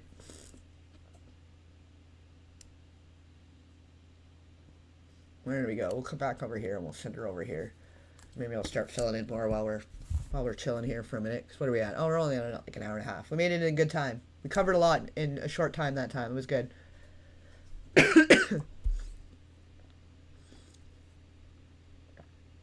Poltergeist, the parents smoking. Yeah, see? Movies do influence people. And yeah, even if you're going to try to go and backtrack it later. So what was the... All right, so having smoking in your movies... decided you went on a crusade about anti-smoking and tobacco in movies and like shut down smoking sections in coffee shops and all that stuff. Like he was on that whole crusade to get rid of smoking because he felt guilty about promoting smoking in Stand By Me, I guess, and whatever other movies. So what was the parenting thing about? If that was out of guilt for the smoking, what was the parenting thing about? Was it the TW Theory movies and River Phoenix dying the same year that your son was born? Or what was going on with your son? Because why does a kid look shell-shocked at 7, have a heavy narcotics addiction dependency in his preteens, and then now being a prime suspect of parricide? Like, how does that happen? How does that happen? What are you feeling guilty about? Like, because obviously the smoking thing, the anti-smoking thing was you were feeling guilty. You were trying to absolve yourself of your sins of the past and the brain rot. So what was the parenting videos about? If it's more about absolving guilt when we go on these crusades than actually believing the bullshit out of our mouths, you know? Like, what was he trying to make up for here, you know? Because he's not really, and maybe he's also a victim, because I mean, some people go on certain crusades because they're the victim or whatever, you know? Like, you got Elijah talking about it all the time, you got Corey Feldman talking about it all the time because of Corey Haim and whatever, and like, okay, yeah, victims will become whistleblowers, but what are you making up for here? There, Mr. Reiner, with the parenting videos. And why does it all feel very Menendez Brothers and Donnie Darko? Right?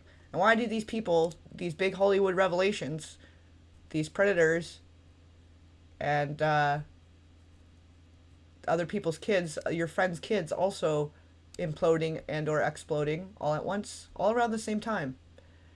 That seems kind of compelling too. The timing seems quite compelling. And then Kathleen Kennedy stepping down as all of this is sort of starting to come to light and her hands are starting to look a little more dirty as the days go on.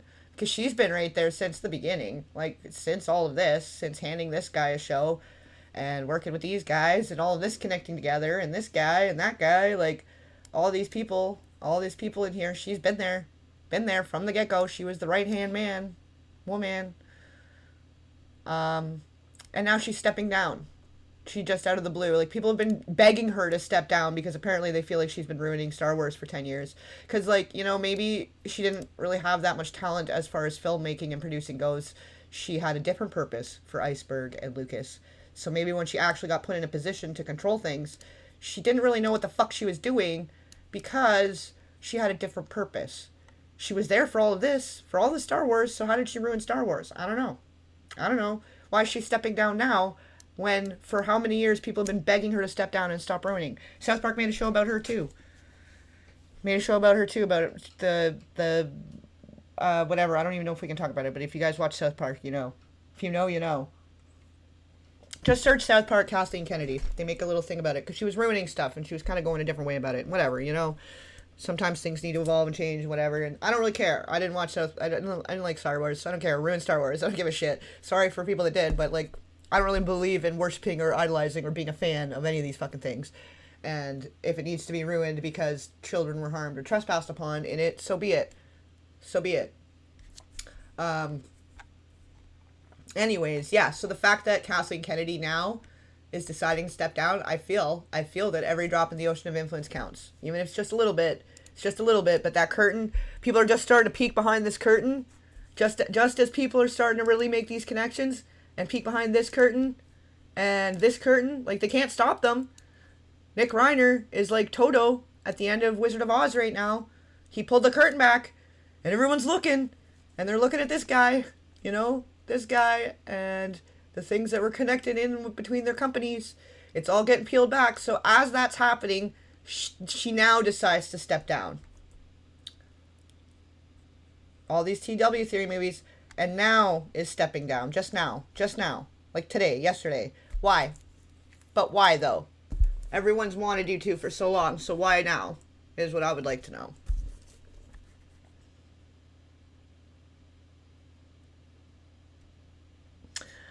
Well, you know, because women can be just as complicit in this. I think that's maybe the Ghislaine Maxwell thing is sort of opening people's eyes a bit more, but women are just as complicit. Oh, you know who I need to fit in here too? And I have to get Eddie Furlong on here. And the whole Arnold Schwarzenegger, Alyssa Milano, like there's a whole other realm there, but I have to be able to connect it over here still too. But Eddie Furlong, the casting director, Molly Finn, is the same casting director, and she worked with this guy and a few other big directors back in the day. But the casting director that had discovered Eddie Furlong, who was later preyed on at like 13 at a 26-year-old tutor on the set of one of these movies, preying on him, and by 16 she had groomed him and had him moved in, and she was 29. That was totally cool. We can talk about that. We're allowed to talk about that, but then you try to talk about Bug Hall, and you look at the difference in the views on that one. Yeah, now we're getting to the Voldemorts of it all. And the Jake Lloyd, Voldemorts. That's how I discovered the Voldemorts. I could talk about Misha, and I could talk about Edward Furlong, but then how they all connect? No, couldn't talk about that. Anyways, Joel Schumacher used the casting director, Molly Finn. She was very well known at the time for finding kids on the street, basically. Like, she wanted... These actors, or these directors, wanted kids that were real kids that had a rough life for their roles in movies, and not actor kids. They wanted actual kids that had the trauma, which, when you consider the MK of it all, seems... a little more, like there's something more going on there. But anyway, so Schumacher was one of them who connects to the client, who connects to Brad Renfro. Brad Renfro was also discovered by Molly Finn. And not saying that Molly Finn herself did anything wrong, but she was very happy to go on the prowl and show up at like little clubs with children, like Big Brother clubs or whatever, like the little boys and girls clubs, the DARE programs, pretty much anywhere that there's a bunch of kids. She would just come strolling in and have conversations with children and looking for ones that, yeah, come from a rough life. Like, where are your parents? You know where your parents are? Oh, okay, don't worry. I want you to meet this guy. We're going to put you in a movie. Oh, cool. And then there's ones that are no longer with us. And there's ones that obviously very openly and clearly had a situation, but that everyone was fine with it. Because when it happens to little boys, apparently, and even I guess when it's happening to the girls at the time, it was totally normal. Like, let's have 14, 15, 16-year-olds with 30-year-olds. That's normal. Totally normal. Freaking weirdos. But anyways, the way that all connects in there, and I'm going to actually have to see how that overlaps, because my feeling is the way that Bob Villard connects with a lot more people than I realized, because he does connect to Feldman and Corey Haim, and some other people along the way, that I think there's some overlap there too with Molly Finn. And there's another director, Christopher Columbus, I think is the other guy. I don't know. I'll have to double check, and there's more to fill in, because Schwarzenegger does also connect to Jake Lloyd. He did Jingle All the Way, so it kind of connected both videos. Like, I was going a direction with that, but they put a stop to that series real quick when I started getting into the iceberg and this situation of it all. So at least now, like, you know what, fuck it, here's the whole thing. This is the whole map. You can all decide what to think about it. They don't want me talking about it in a video the way I was, so we'll try a different way. You know, the Bug Hall situation, very iffy. Jake Lloyd situation, very iffy. And the Voldemorts are in it. So that, and you know what, I think something changed between now and then too, though, because the AI algorithm has kind of updated, and I'm seeing a lot more of like the right suggested stuff again. Like, it's properly matching and connecting viewers and creators and so on and so forth again. So I think there was some update in between, and maybe they're not allowing certain kinds of suppression the same way anymore. Like, they did something and it's a good thing. I don't know. Because for a minute there, I was like on total blackout mode after talking about Bug Hall and Jake Lloyd. But now here we are, because then I did the TW Theory in early November, with this being one of the more disturbing examples in relation to River Phoenix. And I spoke about John Brandis, and I talked about a couple of these red dots in the TW Theory, and that was early November. And Reiner's Stand By Me, once again, one of the worst examples of it, of the TW Theory. And then guess what happened mid-December? So I don't know if I'm like just really, really hot on a trail of something over here, and I don't know if I'm how much in danger I am, or what that will mean for me going forward if I continue this. But I'm here for it. I'm not gonna keep backing down. Like, I'm not afraid anymore. Like Macaulay Culkin says in that one Home Alone. I'm not afraid anymore. Don't care about the wet bandits. They could suck one. Why would any of them be legit? The entire idea of being commendable is a sign of, it's all backwards. It's all backwards. And then, like, a lot of PR and image maintenance goes into painting a certain persona. But most people, even the person they are in public, like when they go to, like, the Met Gala or whatever, or they go to whatever thing, whatever it is, the persona they've adopted is still not who they are as a person. It's still a public relation character. Like, they're playing the character of that actor or actress. And then behind closed doors, it's a whole different thing.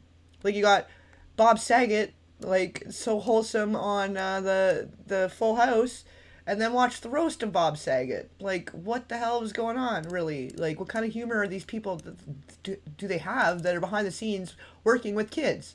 Then you watch the Rob Reiner thing, and if this is what they're joking about publicly, what kind of jokes are they making behind the camera on the set with these kids running around? And then when we know how many weirdos and creepers and all this other stuff going on, who's looking out for the kids? Nobody. And if they seemed like they might be, they didn't make it. And if they thought maybe they might say something because of all the weird movies that you were on and that had kids, and you might say something weird happened. Just kind of weird. I don't know. Why is that? Why? I just have questions, I'm not saying one thing or another unless decided by the court of law, which some of these are. A lot of them are. These blue dots up in here is either allegations settled or convicted, did jail time. So we know those ones for sure. Some of them you can't be sure, but again, it's up to you guys to decide what the connections mean to you, right? The Charlie Sheen roast is, yucky also. Yes.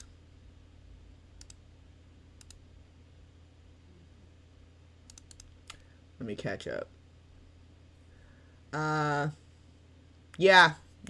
what do you, that's a whole, I've made more room to start fitting in more of the old Hollywood.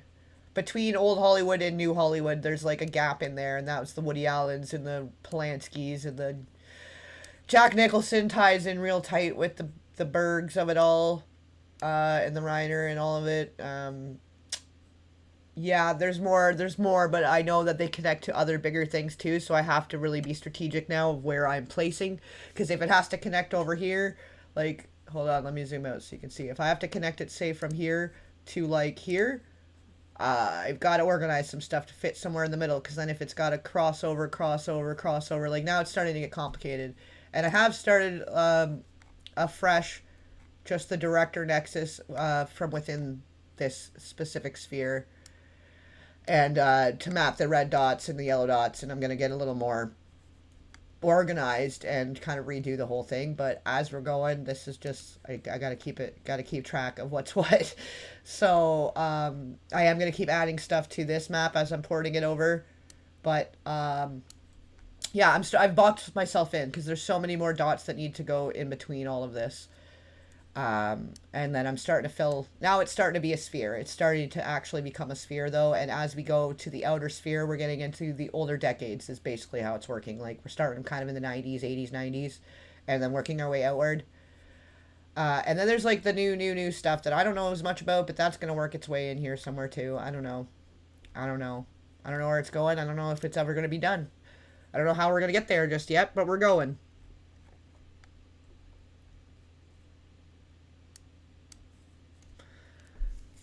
There was homework. Damn it, there was homework. Yeah. Yeah, well, definitely, like, if you haven't already, still, like, check out the TW Theory article. It is free. Yes, it is over on Patreon, but pretty much everything over there is free. I just kind of have to separate things and take certain precautions for my own safety. Paid members just get, like, early access, or there's some other little feature and benefits. for that, and it's more just if you want to support the cause and, you know, help me keep the lights on and the internet running while I'm on the front lines of this good fight. But I all the information is free. Everything on there is free. So check out the TW Theory article because it definitely gives a little more context to how exactly and why we're mapping certain movies. Because a lot of people are looking at this like, oh, well, of course they connect. 6 degrees of separation, of course they all connect. Well, that's not what we're connecting. We're not just connecting by movies. We're connecting by certain kinds of movies and certain kinds of people and where that crosses over. So to understand fully what the TW theory is, especially, will be important going forward, especially if you're going to be following the Reiner case stuff more closely, my coverage on that, because I reference it a lot. And I will be continuing to develop that theory and add a little, like, I'm going to have to flesh out the criteria a little more too, because I think we're going to have it including more like just under duress, you know, traumatizing scenes and experiences where there's not necessarily nudity, but it's still not appropriate for a kid to be, like, if the kid's not allowed to watch the movie after they were in it, probably they should have never been in it in the first place, you know? Maybe we start there. Oh, yeah, he was definitely recording the freak-offs. We know that. And if you looked up, yeah, so that was the other homework. Look up Operation Midnight Climax and check out TW Theory. I know I threw a lot of homework at you guys the other day with some movies to watch and stuff, but you don't have to do all of that. But the most important will be the TW Theory and then looking up Operation Midnight Climax. Yeah, that was so... It was the same idea. It was the same idea as if you watched the Roast of Rob Reiner with the Olsen twins thing.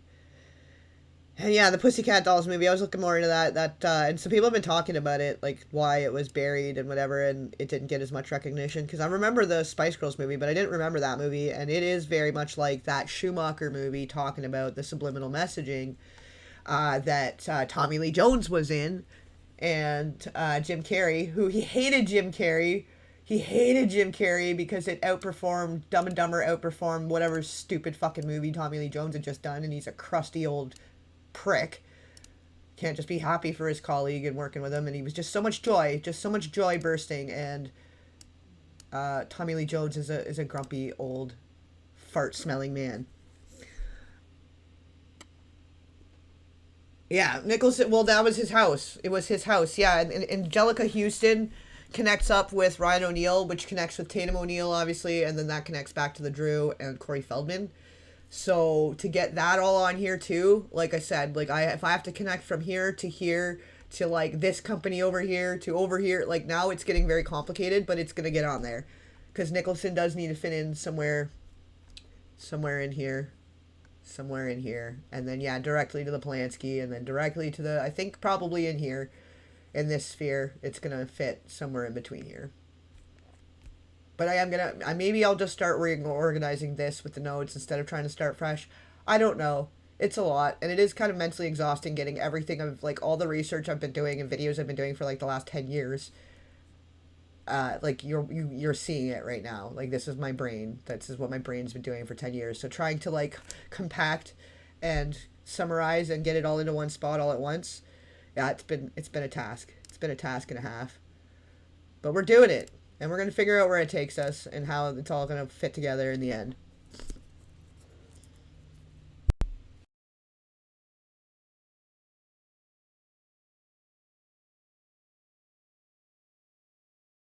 Yeah. Yeah, once you've noticed it, once your eyes are open to the whole okay of it all, you can't unsee it, and you start noticing the patterns in the playbook. You start to notice the playbook.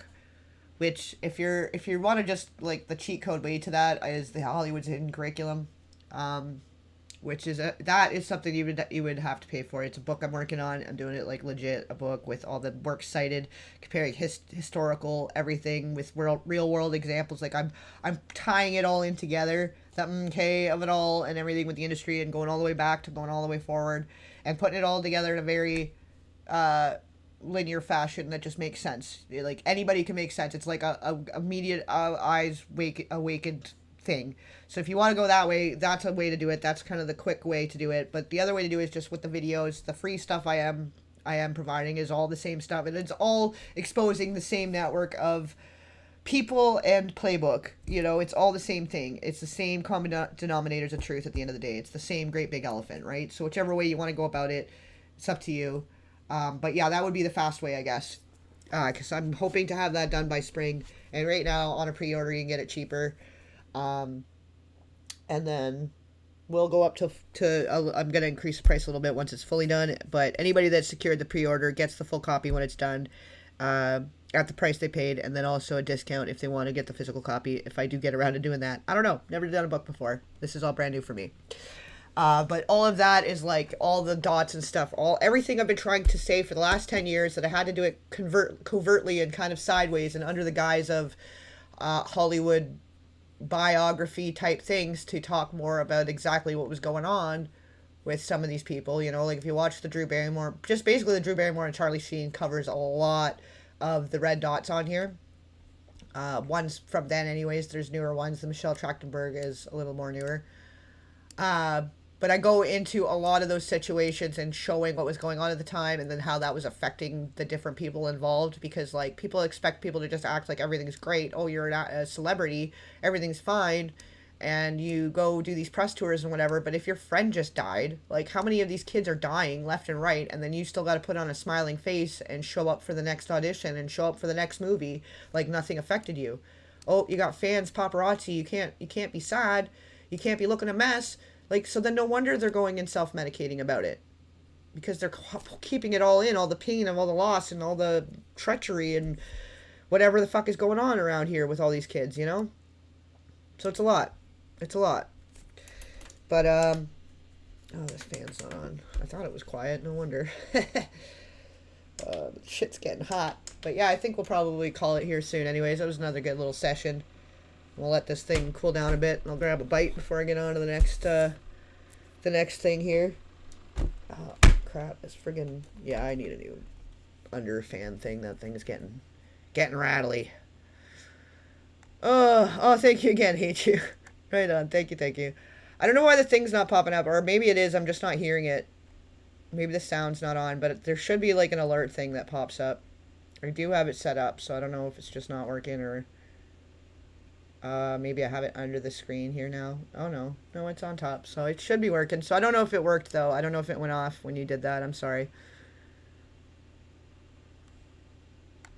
Oh, I'm just about to call it. I'm sorry, Divine Spark. Very, very sorry. I mean, I guess I could stick around for like another 5-10 or whatever, another few minutes here.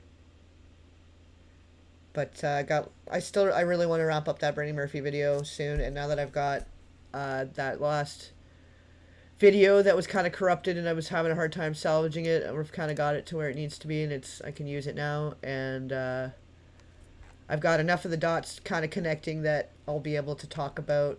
There's a big segment in the between us of how like all of this connects here. That's sort of the more complicated part, I guess, now, is to just start putting that together. But the rest of it's already ready to go. It's just these more complicated bits of adding it in. But I maybe even just use this. I don't even care. Who cares? This one's a little messy, but when I'm explaining it, I can zoom in on spots and point it out. Whatever. I don't know. I'll figure out what I'm doing with that. But I do really want to try and get that done, because that's been like years in the making, and now I know why there's been so much of a pushback. You know, all the things that have been revealed this year between the Danny Masterson and the Ashton Kutcher and the Diddy and everything else in the between us, the Epstein, and what she was involved in at the end, that a lot of people have tried to debunk it and say one thing or the other, but I have a lot that was scrubbed and buried. I'll just say that. So we're going to get through that and make that happen. It's the last thing I freaking do, because it does put a lot of this into perspective in a different way too. Like it all connects. Every video I've ever done connects to another video I've done in some way, and I'm just following the breadcrumb trail as I go, you know. All the bits add up to bytes. That's right. You ate spatzel. How do you say that? I don't know how you would say that. I'm probably not saying it right. I don't know what that is. What is that? Is it like a schnitzel type thing? It's like one of those. What's a schnitzel even? That's like a sandwich, I think, isn't it? I don't know what a spatzel. A spatzel?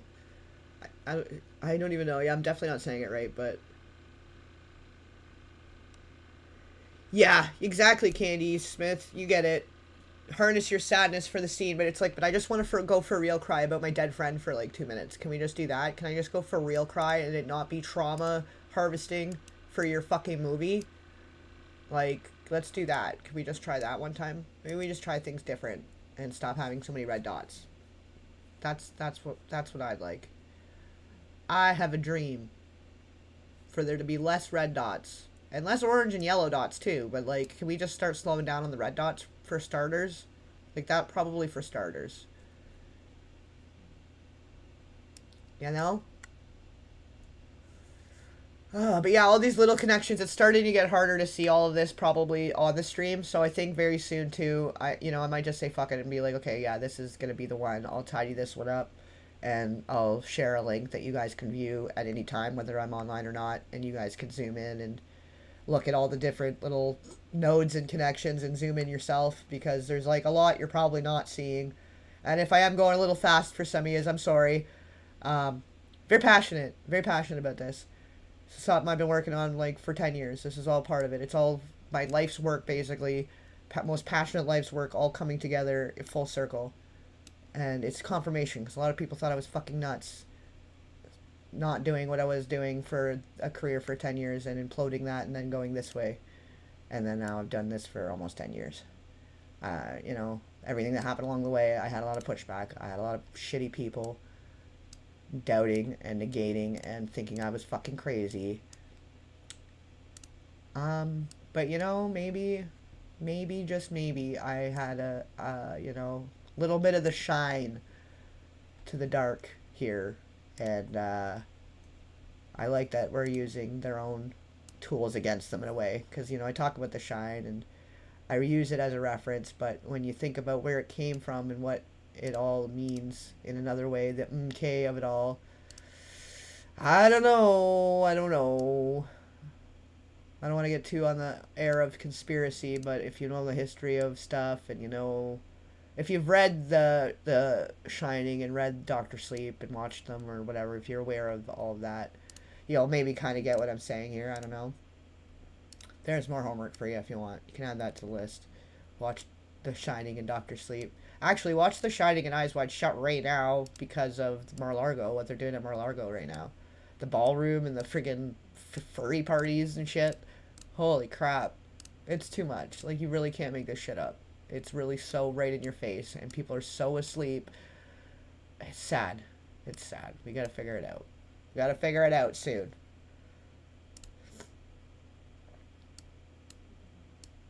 I'm just tidying some stuff up. I realize that if I make some of these circles a little smaller, I get a little more room to work around them.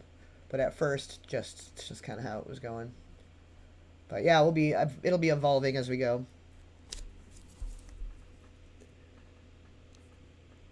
Not like that. No, as the kid, I've enjoyed The Shining like from the kid's point of view, and him having the shine and having the second sight and the premonition and having that shine. No. Jack Nicholson's the bad guy. He's the drunk dad that was abusing his kid, and then thought he was gonna go write his fucking story and did fuck all, while the wife did all the work at the hotel, and then he was like, apparently not drinking, but still very violent and aggressive and shitty person. So if anything, Kubrick was really trying to say that alcohol and drugs, and maybe this is why Stephen King didn't like it, because he was trying to say that all the alcohol and all the drugs and all your stupid shit is no excuse to put hands on your fucking kid. Maybe. It's not an excuse to write adult erotica between children, also. We don't need child erotica. And he's like, Stephen King's defense of that is like, oh, well, you don't have adult interactions is too much. That's where we draw the line. Well, if you're watching a horror movie with kids in it, you kind of expect something bad might happen to the kids. That's sort of part of that's what you signed up for. When you sign up for a horror movie that has like kids in it, you're not expecting those kids to do erotica. And that's why that part didn't make it in the movie, probably, because it was inappropriate. It was in the book, not in the movie. But how many times did they redo it? Why did everybody love it so much? Why did Stephen King have such a lucrative horror career from there on? And what was all the weird stuff going on sets of his movies, like, and the rap parties and stuff, like Firestarter? What was going on there? Basically, while they were working on Firestarter, and Drew had been spending some weekends with his kids, Stephen King's kids, and his wife Tabitha, they were all hanging out while she was doing Firestarter. That's while he was either in developing the idea for or writing the book, book, which ends in an erotic group session between the children. And he's like, oh, well, you're not upset about that. Well, nobody's signing up to hear erotica from children, about children, unless you're Rob Reiner, because he really loved the fucking tighty whitey leech scene that Stephen King wrote based on his own experience and how much he fondly remembers his naked friends. The times him and his friends spent naked in the woods together as children. Because I guess it's not illegal then, right? When you're a little kid? Like, is that why? Is that why it's your fondest fucking memory, you sick fuck? Because I have a lot of fond memories of being a kid and hanging out in the woods and by the creek and doing stupid kid shit and poking dead animals with sticks and shit. Like, you find a dead raccoon in the woods and you're poking it with a stick. Done that. All of that is normal. That's all part of the coming of age growing up. The part that was not relatable is the part where we have a bunch of little boys, they're tighty whities. For no fucking reason. But Rob Reiner loved it. Stephen King loved it. So whatever that's saying about them, I don't know. You decide. You decide what that means. Kids felt uncomfortable watching it. It wasn't for the kids. So who was it for? Who was it for? Oh, are we starting to get an attack? Oh, we're getting a technical attack right now. Perfect. Perfect. Oh, good. Yeah, we must be onto something. It doesn't make it obvious that we're, like, really onto something here right now. That we're really hitting the nail on the head. It's doing, like, bursts. So, actually, I don't know if you guys can hear me right now. It looks like it's back. It looks like it's fine now. But it was doing, like, bursts of, like, I could see it on the ticker now when I bring up the streaming software that I use. You can see the kilobits and stuff at the bottom. Yeah, it was doing something weird there for a second.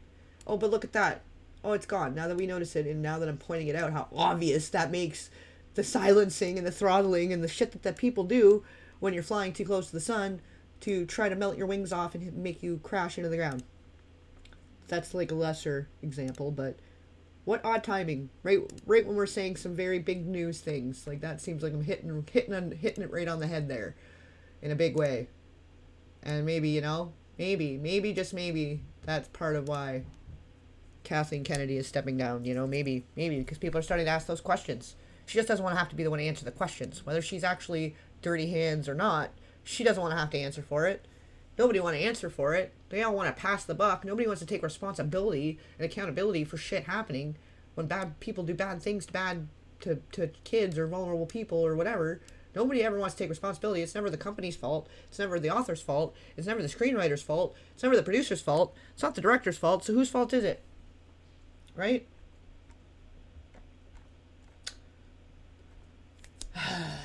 And then the little guy gets thrown in jail, and the cycle continues because these guys are a dime a dozen when it comes to people like this guy. Like, this guy probably eats guys like this for breakfast. This is like his fucking Rice Krispies in the morning. That is what this guy is worth to him, probably, you know, in the grand scheme of things. It's just, okay, so do you worship me enough that you'll do my dirty work? And look, here, I'll give you a little show. Here's a little show. Here you go. What do you want? What do you want? You want a little show? Cool.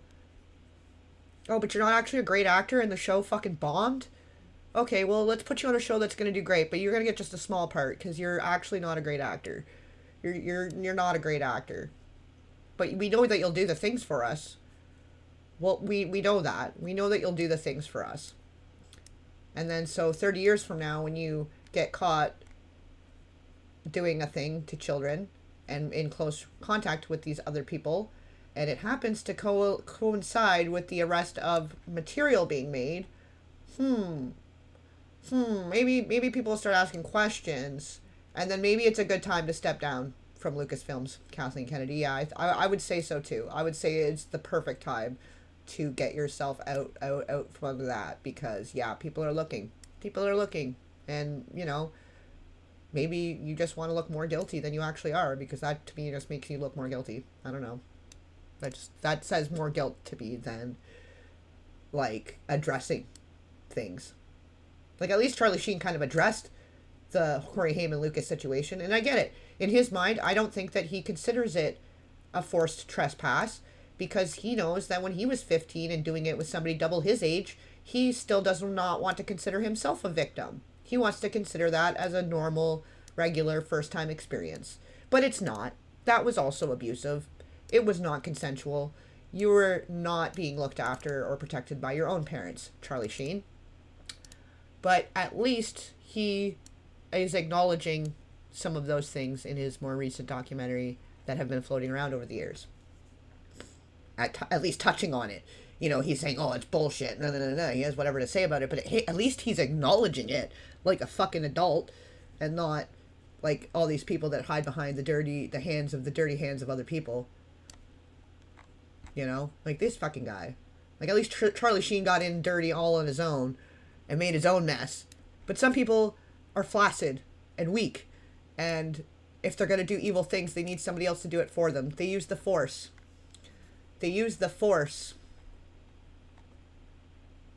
Like the evil fucking whatever the evil ones are called. What's the evil ones called in Star Wars? He's the Darth Vader guy. This guy, you're fucking Darth Vader. You used the Force, and you got what you wanted, and then what? Like this guy, this fucking guy, you know, what's going on there? So, you know, people want to say shit about Charlie Sheen, but at least he's kind of owning up to it, and he's kind of trying, I think, you know, he's trying to just be human as he can be after growing up in the middle of a P3DO den, pretty much. Because when you look at all these connections here and who Martin Sheen was connected with and what his brother was already doing and how he connects to the Brock Pierce of it all, like, you know, somebody was not looking out for the kids in Charlie's life, in his household. By the time he was coming along, nobody was looking out for him. And he started doing shit way too young. Dad smoking joints with him and shit, like at fucking 10 years old. Or maybe that was Robert Downey Jr. I don't know. He's got to get on here somewhere too. I'm going to fit him in too. He's had a life too. I don't know. But so you got to start considering, like, where does the victimhood and then the predator part begin and end? Because, like, at some point we got to end the cycle, you know? Because then you've got this kid that probably, like, going back to the Pro Cup thing, that was very recent and connects to the BuzzFeed thing. At some point, he was probably a victim, considering the show he was working on and this guy, his whole history and this. He was probably a victim at one point, but then he became a perpetrator. So how can we prevent that? Can we just prevent them from being victims to begin with and just stop the whole cycle? Because it was happening with Drake Bell, too. Drake Bell went, and that's when it kind of all hit the fan, and he decided to just come clean about how he was victimized and that he needed help, and went and got help. That's what we need more of. How about less victims, more getting the victims help so they don't become the perpetrators? Because that's kind of what they want.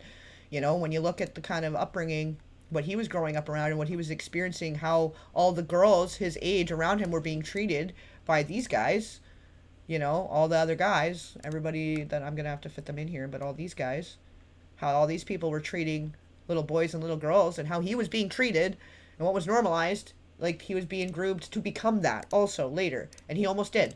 And then he went and got help. And I hope that that never happens again and that he is doing better and fixes that and that we can start moving in that direction and stop perpetuating the fucking cycle.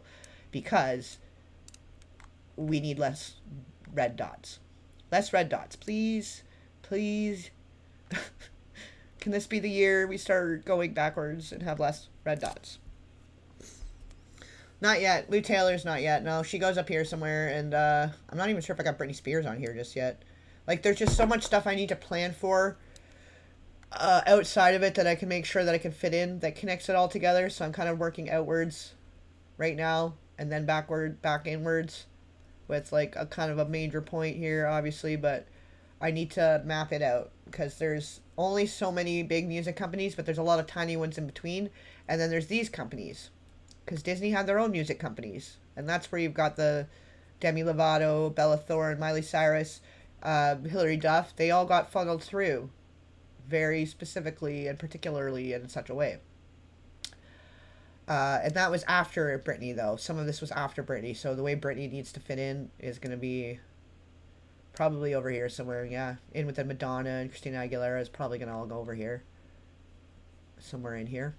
But I kind of have to plan now or I'll box myself in like I already kind of have, and I've already got to go back and redo a lot of this, because there's so many more dots in between all this and more connections between these big industry giants. There's a lot more connections there, so I need a little more space, and I'm kind of trying to make a little more room in and around here.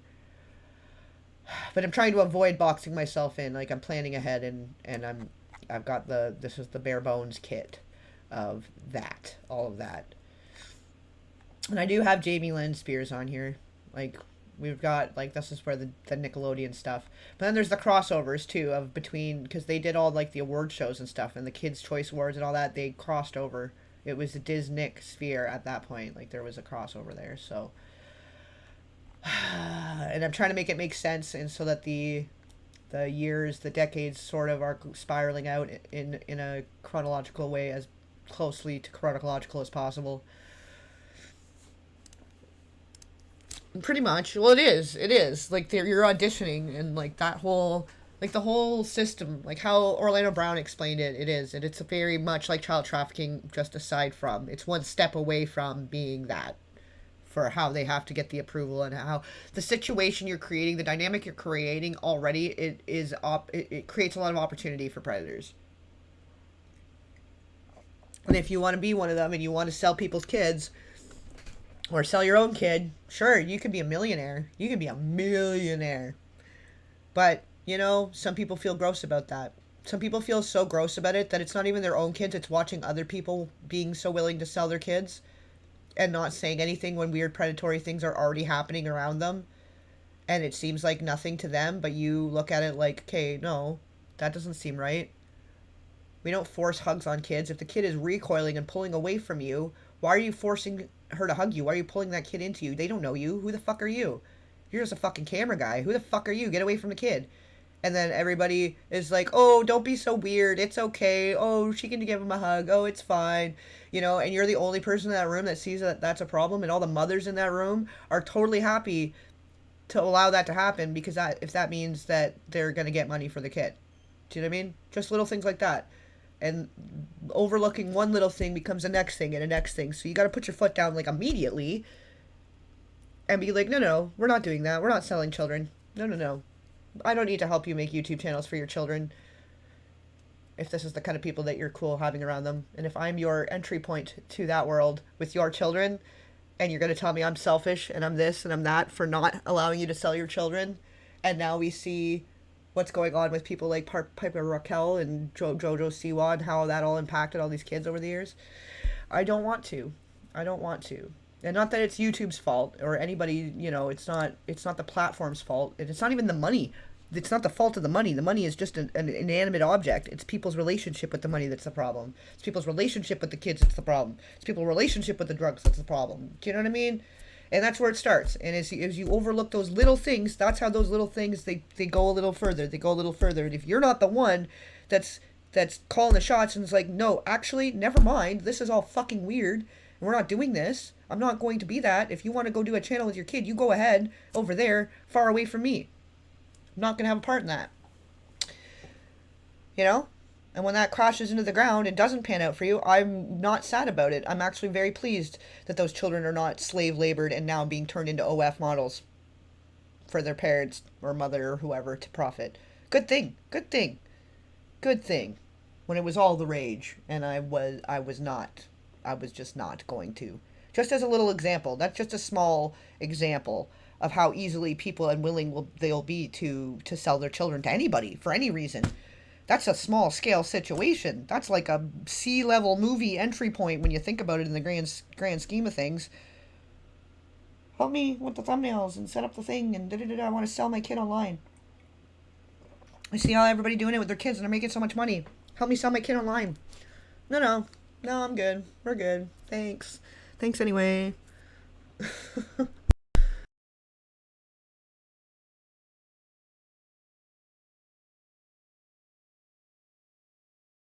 So just that alone, just kind of being like early on into this sphere, and you know, some of the stuff I was doing earlier on in YouTube area and just streaming on Twitch and whatever, like I was kind of getting into it however long ago, and a lot of my friends at the time, their kids were like 3, 4, 5, and it was prime time for like a lot of those little kids channels coming out, and Yeah, I would have been fucking rich. If I wanted to sell people's kids, I would have been fucking rich. Because, yeah, sure, I'll manage all your kids' channels, and I'll take a cut, and you take your cut, and everybody gets a cut, and the kids are doing all the labor. Perfect. I could just sit back and collect, and all these kids will make me money for 18 years, and then we can sell them on to the next thing. They'll be whatever, you know what I mean? Like, if I wanted to be that person, I had every opportunity, and I'd be sitting in a fucking... I don't know if you guys can hear me now. I think it's cutting off again. Yeah, we're getting attacked again. We're getting attacks. It's in the red. Anyway, I don't know. Maybe we'll leave it at that. Maybe I'm saying too much now. But it's not even YouTube. I'm not saying anything bad about YouTube. I'm not saying anything bad even about necessarily these certain companies and stuff, because I do believe there's some people in the industry that are good people that just want to do what they're passionate about, and they just like love the art of singing and dancing or whatever, you know, like with the Ariana Grande thing. But like, those are the people that can end up being taken advantage of for people that don't mind selling souls. There are people that don't mind selling the souls, and other people do mind. They don't want to. They just don't want to. But I think it's still cutting out again, and I don't know if it's just a coincidence, or if you guys can even hear anything that I just said for the last 5 minutes or not. Yeah, it gets on there. I've found a spot for it, but it needs to be able to connect to Ashton Kutcher, Danny Masterson, and that whole thing on the other side. But I think that it needs to go somewhere here for all the other stuff that it connects with. Here. Because of course that fits in. Of course. And then the Kubrick of it all, and the Tom Cruise, the Nicole Kidman, like, yeah. And because who do you think absorbed everything? How beneficial it was for these people when Kubrick died. Because he had some of the most incredible lights and special effects people in the industry. Guess who absorbed it?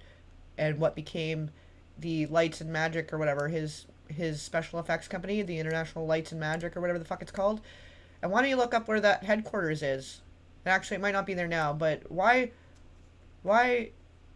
would you have it in Presidio? That's interesting. Anyway, yeah, we're not going to go into all that right now, but definitely what's happening at Mar-a-Lago right now is what Kubrick was trying to tell us has been happening the whole time.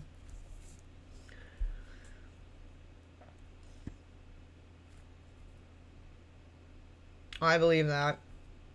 Woody Allen's Manhattan involved Tracy, a teen that went to the Dalton school, the same school. Yeah, and there was a bunch of kids. Maybe that's not the movie I'm thinking, but there was another movie that Drew Barrymore was in that was Woody Allen, and it was like the first movie that Christy Carlson Romano was on, and she ended up being on Even Stevens with Shia LaBeouf, which needs to get on here too.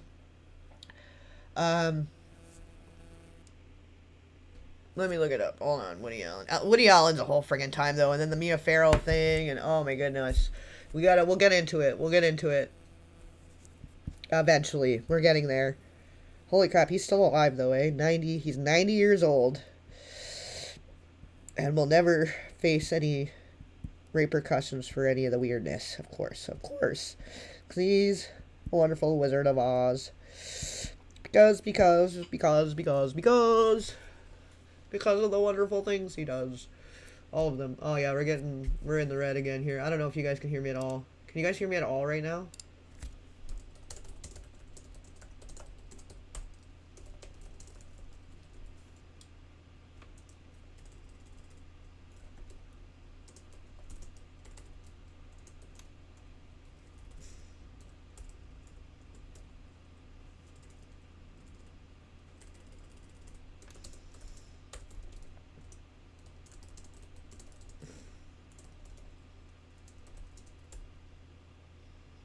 Okay, you guys can hear? Alright, yeah, it never does this. This is a weird thing happening right now.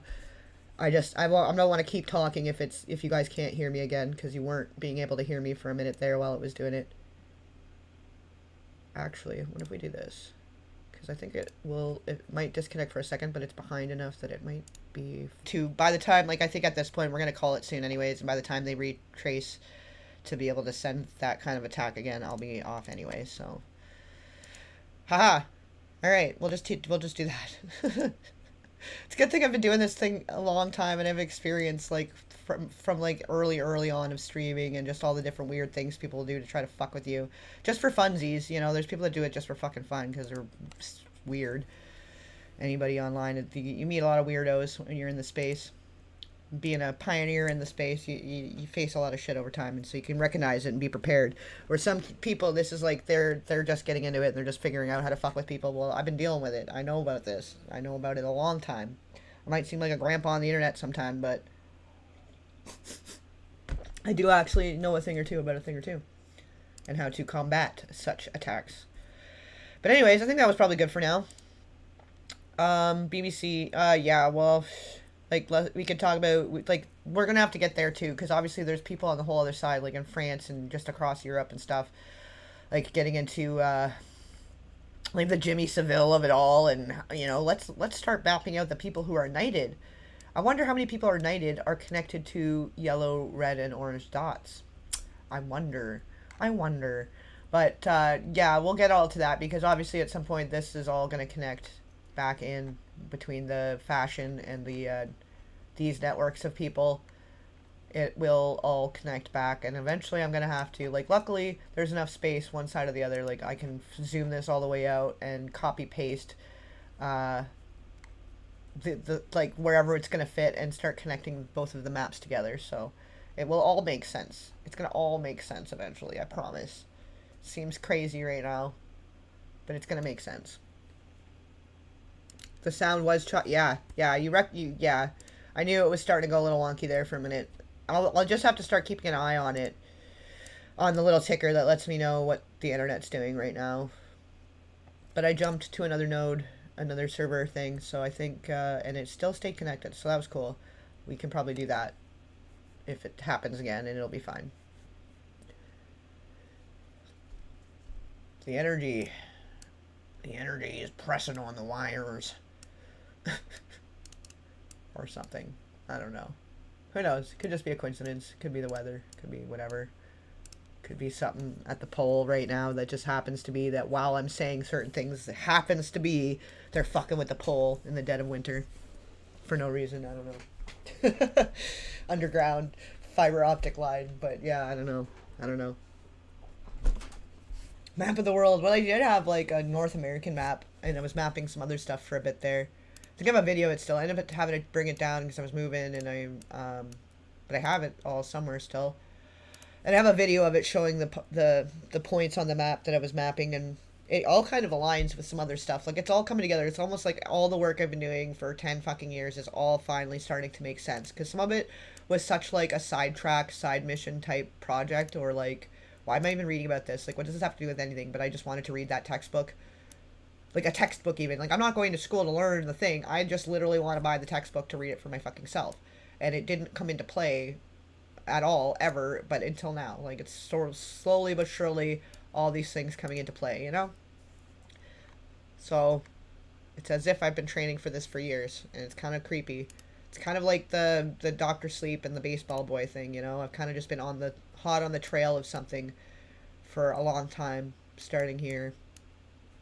And I've gone in every single scenic route direction to come back to it, and to these other ones, and how they all connect together through all my videos. So, I mean, this is almost like the Olympics. This is like Dark Hollywood Olympics right now. I've been training for it, and now it's happening. And I'm ready. And it's cool, because right away I'm noticing these connections. Like, this guy gets arrested, and right away I'm like, oh yeah, I know what that connects to. Like, already, because this is my brain. Like, this is my pre-existing brain. Like, there's one or two nodes that you guys had mentioned that I didn't know about, but connected a lot of other stuff. Like, that Blank Check movie, that was great. You guys who were suggesting the Blank Check, that opened a bunch of things for me, and connected back to a lot of stuff. But a lot of this is just my brain. Just everything in my brain from all of the research and everything I've been doing for the last 7 to 10 years. But even before that, because I really just liked researching and reading before, like, even before I started doing this channel. And then it was a hobby for a while before I started, like, being like, okay, no, I'm on the front lines of this good fight. Let's do it. Let's go. So this is my brain. And when I hear certain names and certain things, I'm like, yeah, I already know that one. That fits somewhere. And, you know, the Victoria Jones, I was like, oh, yeah. Yep. There's going to be a link. And, of course, there were more links than I even thought. But right away, I was like, oh, yeah, that links too. Oh, yeah, this next thing links. The BuzzFeed links. And, oh, sure as shit. Not only does the BuzzFeed link, but it also links to that former child star that just got arrested for creating and distributing the material. So I wonder how that would all fit together. And what kind of motive Nick might have had if he did in fact decide to commit parricide. I wonder if it has anything to do with these recent arrests. And like we were talking about, the Buzzfield thing, they've been investigating that since November 2024. So what was the missing link that led to them being able to press charges? What was the missing link that would have come up in the last few weeks that didn't exist between before December 2025 and November 2024?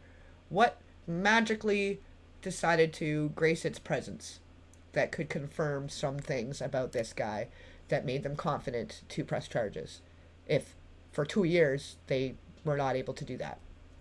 I wonder. I got a pin in her. Yeah, Amanda Peterson. Yeah, she's, I gotta figure out where to put her. There's some old, like, we're working our way there. We're starting 80s, 90s, and working our way out back to the 70s, the 60s, whatever. We're gonna be working our way outward, and that's more of the pre-Disney sphere.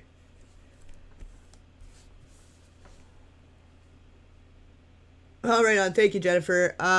Oh, and the thing didn't pop up. I don't know why the alert thing isn't working. I tested it, and it was showing that it was working, so I don't know what the fuck its problem is. I'll have to fix that. I'll have to fix that after. Or it might have disconnected because the internet was doing a weird thing. But thank you for that. Between good and evil. I don't believe in religion. I believe in good and evil. I believe that there are sadistic, depraved people, and there are people that are empathetic, caring, loving, kind people. And I don't think it has anything to do with religion or language or culture or any group, specific group. I think that you can be anything and then also be sadistic and depraved.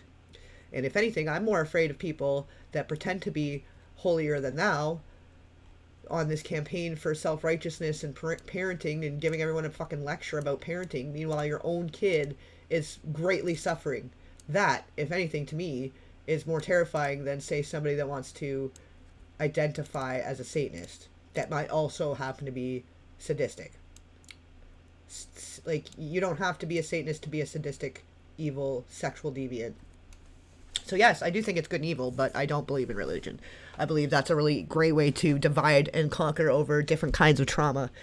And a lot of victim blaming and shaming happens in those systems, and a lot of them are built to just protect the abusers and silence and conceal the victims.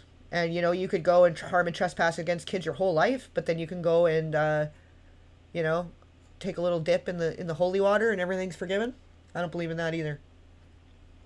I don't believe in forgiveness for carnal sins or unforgivable sins. I don't believe in forgiveness for sins of the flesh and sins of the soul. I think that, and I don't believe in hell either. I think just, you know, I don't know. I don't know exactly, because I'm more spiritual than the programming that religion was invented for. I don't believe in any of that, but obviously there are good and evil people in this world, and there is some of the greatest evil in this world is operating under the guise of good.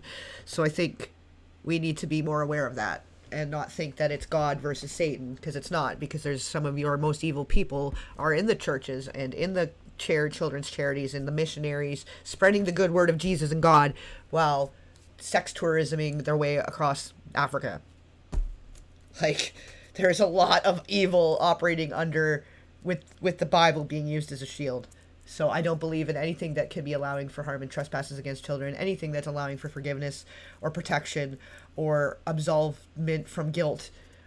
Oh, you did this over here, Brian Peck? You touched this kid over here on the Nickelodeon side? Like, this is basically what churches do. This is what churches do. Here's a perfect example of why I do not believe in religion. And organized religion, anyway. You know, there's some little offshoots and weird little spiritual groups, whatever. You know what? Do what you want. Just don't touch kids, maybe. But this is what churches do. Oh, Brian Peck, you touched a kid at Nickelodeon and they fired you. You went to jail because you touched this kid at Nickelodeon? Don't worry. Don't worry. We have kids that are just 2 or 3 years younger than the kid that you just did things to over here. Over here. And you can come work over here with these people. Just work over here. Nobody will know. We just won't tell them. We just won't tell them. They won't know. We won't warn them to keep their kids away from you. And when you do it again, oh, that's okay. We'll just move you over to the next one. Here's another one. Here's another show for you. No worries. Oh, Victor Salva. Victor Salva at the Church of Star Wars. and fucking Godfather and Mafia movies and whatever the fuck else Francis Ford Coppola did, which he connects back in a big way to Martin Sheen and Charlie Sheen and all that too. So I got to figure out how to connect that over. But Church of Francis Ford Coppola, Church of American Zoetrope. You guys, one of your wonderful Wizards of Oz went to jail for touching a kid and making videos of a kid. Oh, don't worry. We'll send you over to this church. You go over to the Church of Disney and put a movie out over here. No worries. Don't worry. The wonderful Wizard of Oz forgives you as long as you're making everybody lots of money and supporting the inner sphere of whatever the fuck is going on from the bottom to the top. As long as you protect that, don't worry. We'll just send you to the next one. Like, if you watch what's that movie? There was a really good movie that was an example of it. And then they made a movie to try to, like, cancel people out from being able to find it. But I think in this day and age, it'll be easier. There was a movie called Deliver Us from Evil. And it's the older one, not the newer one. But that's based on a very real situation of Oliver O'Grady and how he got bounced around for decades and abused probably like 1,000 children. And now he's having a nice, cushy, Vatican-funded retirement in Ireland or somewhere like that. Fucking fantastic. Love it. Love that happens and is part of the problem. But what's the other one? There's another one, Oranges and Sunshine. It's not as much a documentary as it is like a re-dramatization, but that's based on a real story. There's a lot of movies. I've read a lot of things and watched a lot of movies, and I just don't believe in anything that allows for or facilitates or is committing crimes and harms and trespasses against children. That's pretty much it. That's pretty much my criteria for like a belief system, and it's hard because pretty much all of them are doing bad things to kids in a sexual way and using their religion as a shield. Like the FLDS. And it's not the Mormons' fault. It's not the Church of the Latter-day Saints' fault that all of that child harm and trespasses is happening. No, they're an offshoot group. It's not their fault. It's not the main group's fault that their offshoot group is doing bad things to the kids. That's someone else's fault. We'll just keep changing our name. We'll just change the name of the church 5 times. So people can't trace back all this harm and trespasses against children back to the front of Mormonism. Like, you know. So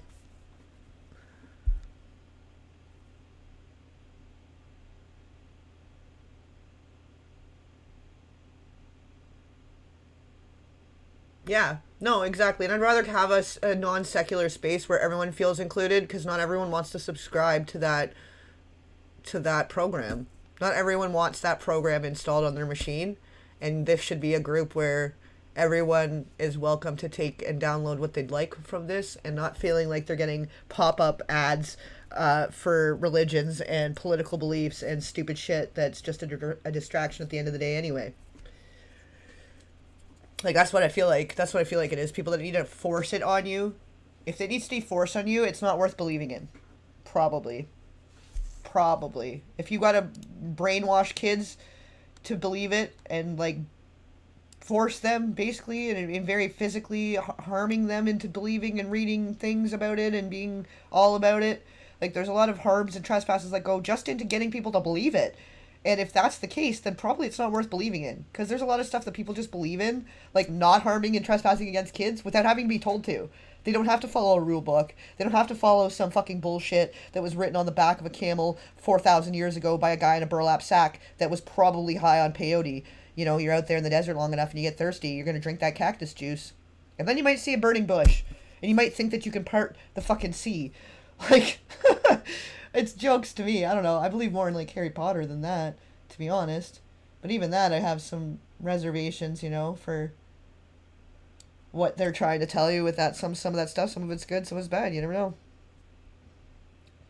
But yeah, I think there's good and bad in every culture and every religion and every organization and every company and everywhere. There's good and bad. So we can't say, oh, the Christians are the good ones, but this other group is the bad ones, or this group is the good ones and the other one. It's not like that. It's not like that. You've got people sitting at the top on golden thrones doing awful things to children that claim to be very holy and religious. And I don't think that, like, even if you are part of that with good intentions, if that's what's happening at the top, it's a problem. It's like people that think they're in Freemasonry and doing good things for their community, and they're like, oh, but they're not that high up. They're not at that level. They don't participate in the crimes against children that way. They haven't done the bridegroom fucking child bride thing yet. They haven't done all those weird rituals yet, so it's okay. They're fine. They're totally fine. Well, but if you are at any point supporting the House of Cards that has people harming and trespassing people at the top, why would you want to be part of the bottom? Oh, don't worry, on the bottom we just make muffins and do little fundraisers and have little events. And we do little spaghetti dinners for the community and pancake Sundays. Oh, muffins. All the muffins. Bake sales. Ooh. Yeah. If that at the bottom is so fun for you, but at the top there's people harming and trespassing your children and you're the front of that, you're the bakery for the mafia doing the crimes out the back door, probably that's not worth believing in. I don't care what level is good or not good. What level does it get evil? Okay, well, if at any level that belief system becomes evil, probably I don't want to be a part of it. You know? And that's okay if you want to be. You guys can. Anybody can. But I don't think that we need a space where we subscribe one way or the other. I think it should be open and everyone's included because we can. Because trauma sees no religion. Trauma sees no language, no culture, no skin color, no anything, no organization, no belief system. They don't see that. Trauma is trauma is trauma is trauma. And divided they conquer, together we stand, or whatever the sayings are. There's so many different ways to say that.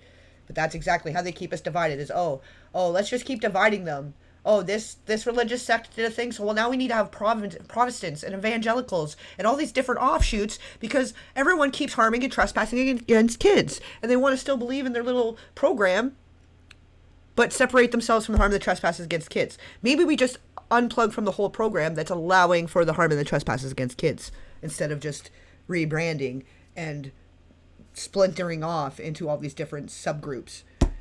How about either do you stand for harm against trauma or harm against kids, harm and trespasses against kids, or do you not? That's my belief system. Do you or do you not?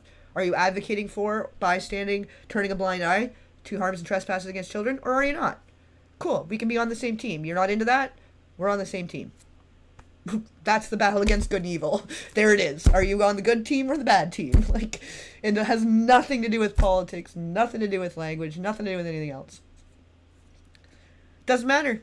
Doesn't matter. There's people not involved in any of that also doing bad things. It doesn't matter. None of that matters. There's people from all walks of life that are good people with a good heart and good intentions and don't realize all of that's going on around them, but then they do, and then they come to a group like this looking for answers, and I want them to feel welcome, regardless of where they come from. And as long as you are against the trespasses, harms against children, and vulnerable people, and just, it's pretty simple. I think it's pretty fucking simple. I don't give a shit what all these other, what the fucking sins, the 7 deadly sins. Meanwhile, all of their fucking holidays are sins. Don't be gluttonous, but come look at the painting of the Last Supper. And let's have a feast for every holiday. Don't be prideful, but everybody wear your little charm to show what your pride for your religion. Like, don't be lustful, but never touch yourself and don't have sex before marriage so that by the time you're married, you're a sexually depraved deviant. Like that guy from what's that movie that show that 18 Kids and Counting or whatever, that Duggar guy. Oh my God, like when you look at the whole system, it's built for you all to fail and for it to be like, oh, normal, natural human things are a sin, but the priest can touch kids, 1,000 kids, and be bounced around all these different churches, and that's totally cool because as long as he sticks his dick in the holy water at the end, Jesus forgives him. Perfect. Excellent. Jesus is a fucking demon. Like, if anyone's a demon, it's Jesus, because he's out here forgiving and loving all of the pedophiles and all of the fucking people harming and trespassing the kids, and you want to be a part of that? No. No, thank you. No. You keep it over there. And the amount of people want to force it, that is a trespass. If you're trying to force your belief system on somebody, that's a trespass. I'm never going to force anyone to believe anything. I think people have free will and the right to believe whatever they want to, as long as they're going with a good heart and good intentions and not causing harm and trespasses against a kid. It's pretty freaking simple. Pretty simple. Oh, but anyways, I think that's a good one to leave it on. I lost the script because I think it's pretty simple that we should just not hurt kids, not harm and trespass kids, regardless of the religion or organization or title or level of wealth or education. Yeah. Yeah. Of course. Yeah, we're gonna have lots of chaos agents and bots coming through too. I know. I know. It's so hard to believe that the big problem is that too many people and organizations and groups are allowing the trespasses and harms against kids, and maybe we need to do things differently. Oh, and you just popped in out of nowhere, and I've never seen you in my fucking life, because that's not a chaos agent. Bye-bye. Bye-bye now. But yeah, believe what you would like. Just go with a good heart and good intentions, and try to do more research about the belief systems that you're supporting, because if what you're doing at the bottom is supporting rot at the top, you're part of the problem. And that's just what it is.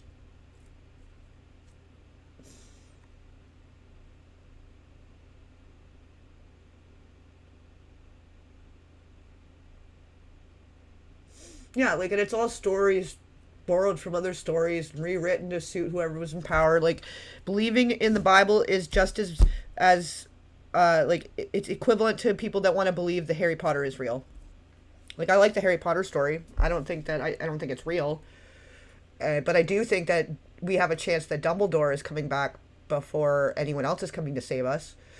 And maybe that's not real either. So maybe we need to save ourselves. And we need to start doing some things differently, because we're doing it the same for like 100 some odd years now and getting nowhere. People are ending their lives at a higher rate all the time. People are over-medicated, overworked, and like depression, anxiety, all these mental unwellnesses are going through the roof. So probably we could stop being insane and doing the same thing over and over again and expecting a different result, because that's literally the definition of insanity. You want to live in an insane society with insanity and crazy things happening all the time? Or do we want to learn from it and try something different? I don't know. Personally, I think maybe after 100 years, maybe we could try something different. After thousands of years even. Whatever.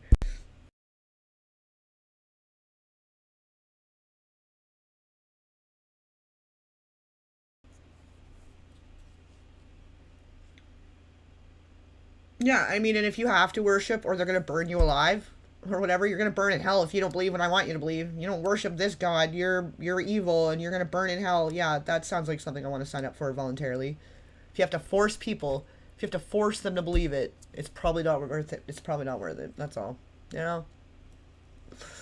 But with that said, I don't hate. I have no hate on it. I think anybody that's, like I said, going with a good heart and good intentions has the right to believe whatever they want and do whatever they want. But don't shove it down my throat. I don't need to. And other people in the chat don't need to. So,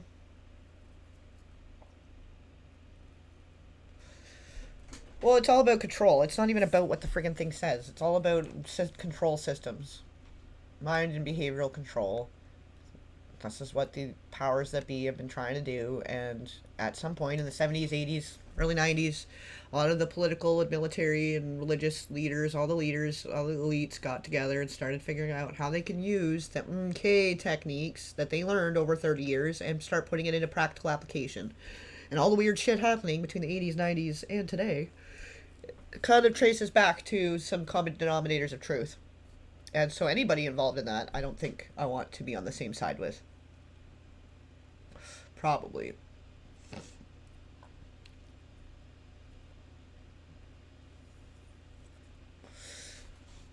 But anyway, yeah, let's call it there. We're almost getting to 3 hours now. It's a pretty deep dive session, and I got shit to do, and I'm sure you guys do too. So yeah, you stay safe out there, guys. Keep your eyes open wide. Make sure to like, share, hype, and subscribe. And I'll catch you on the flip side.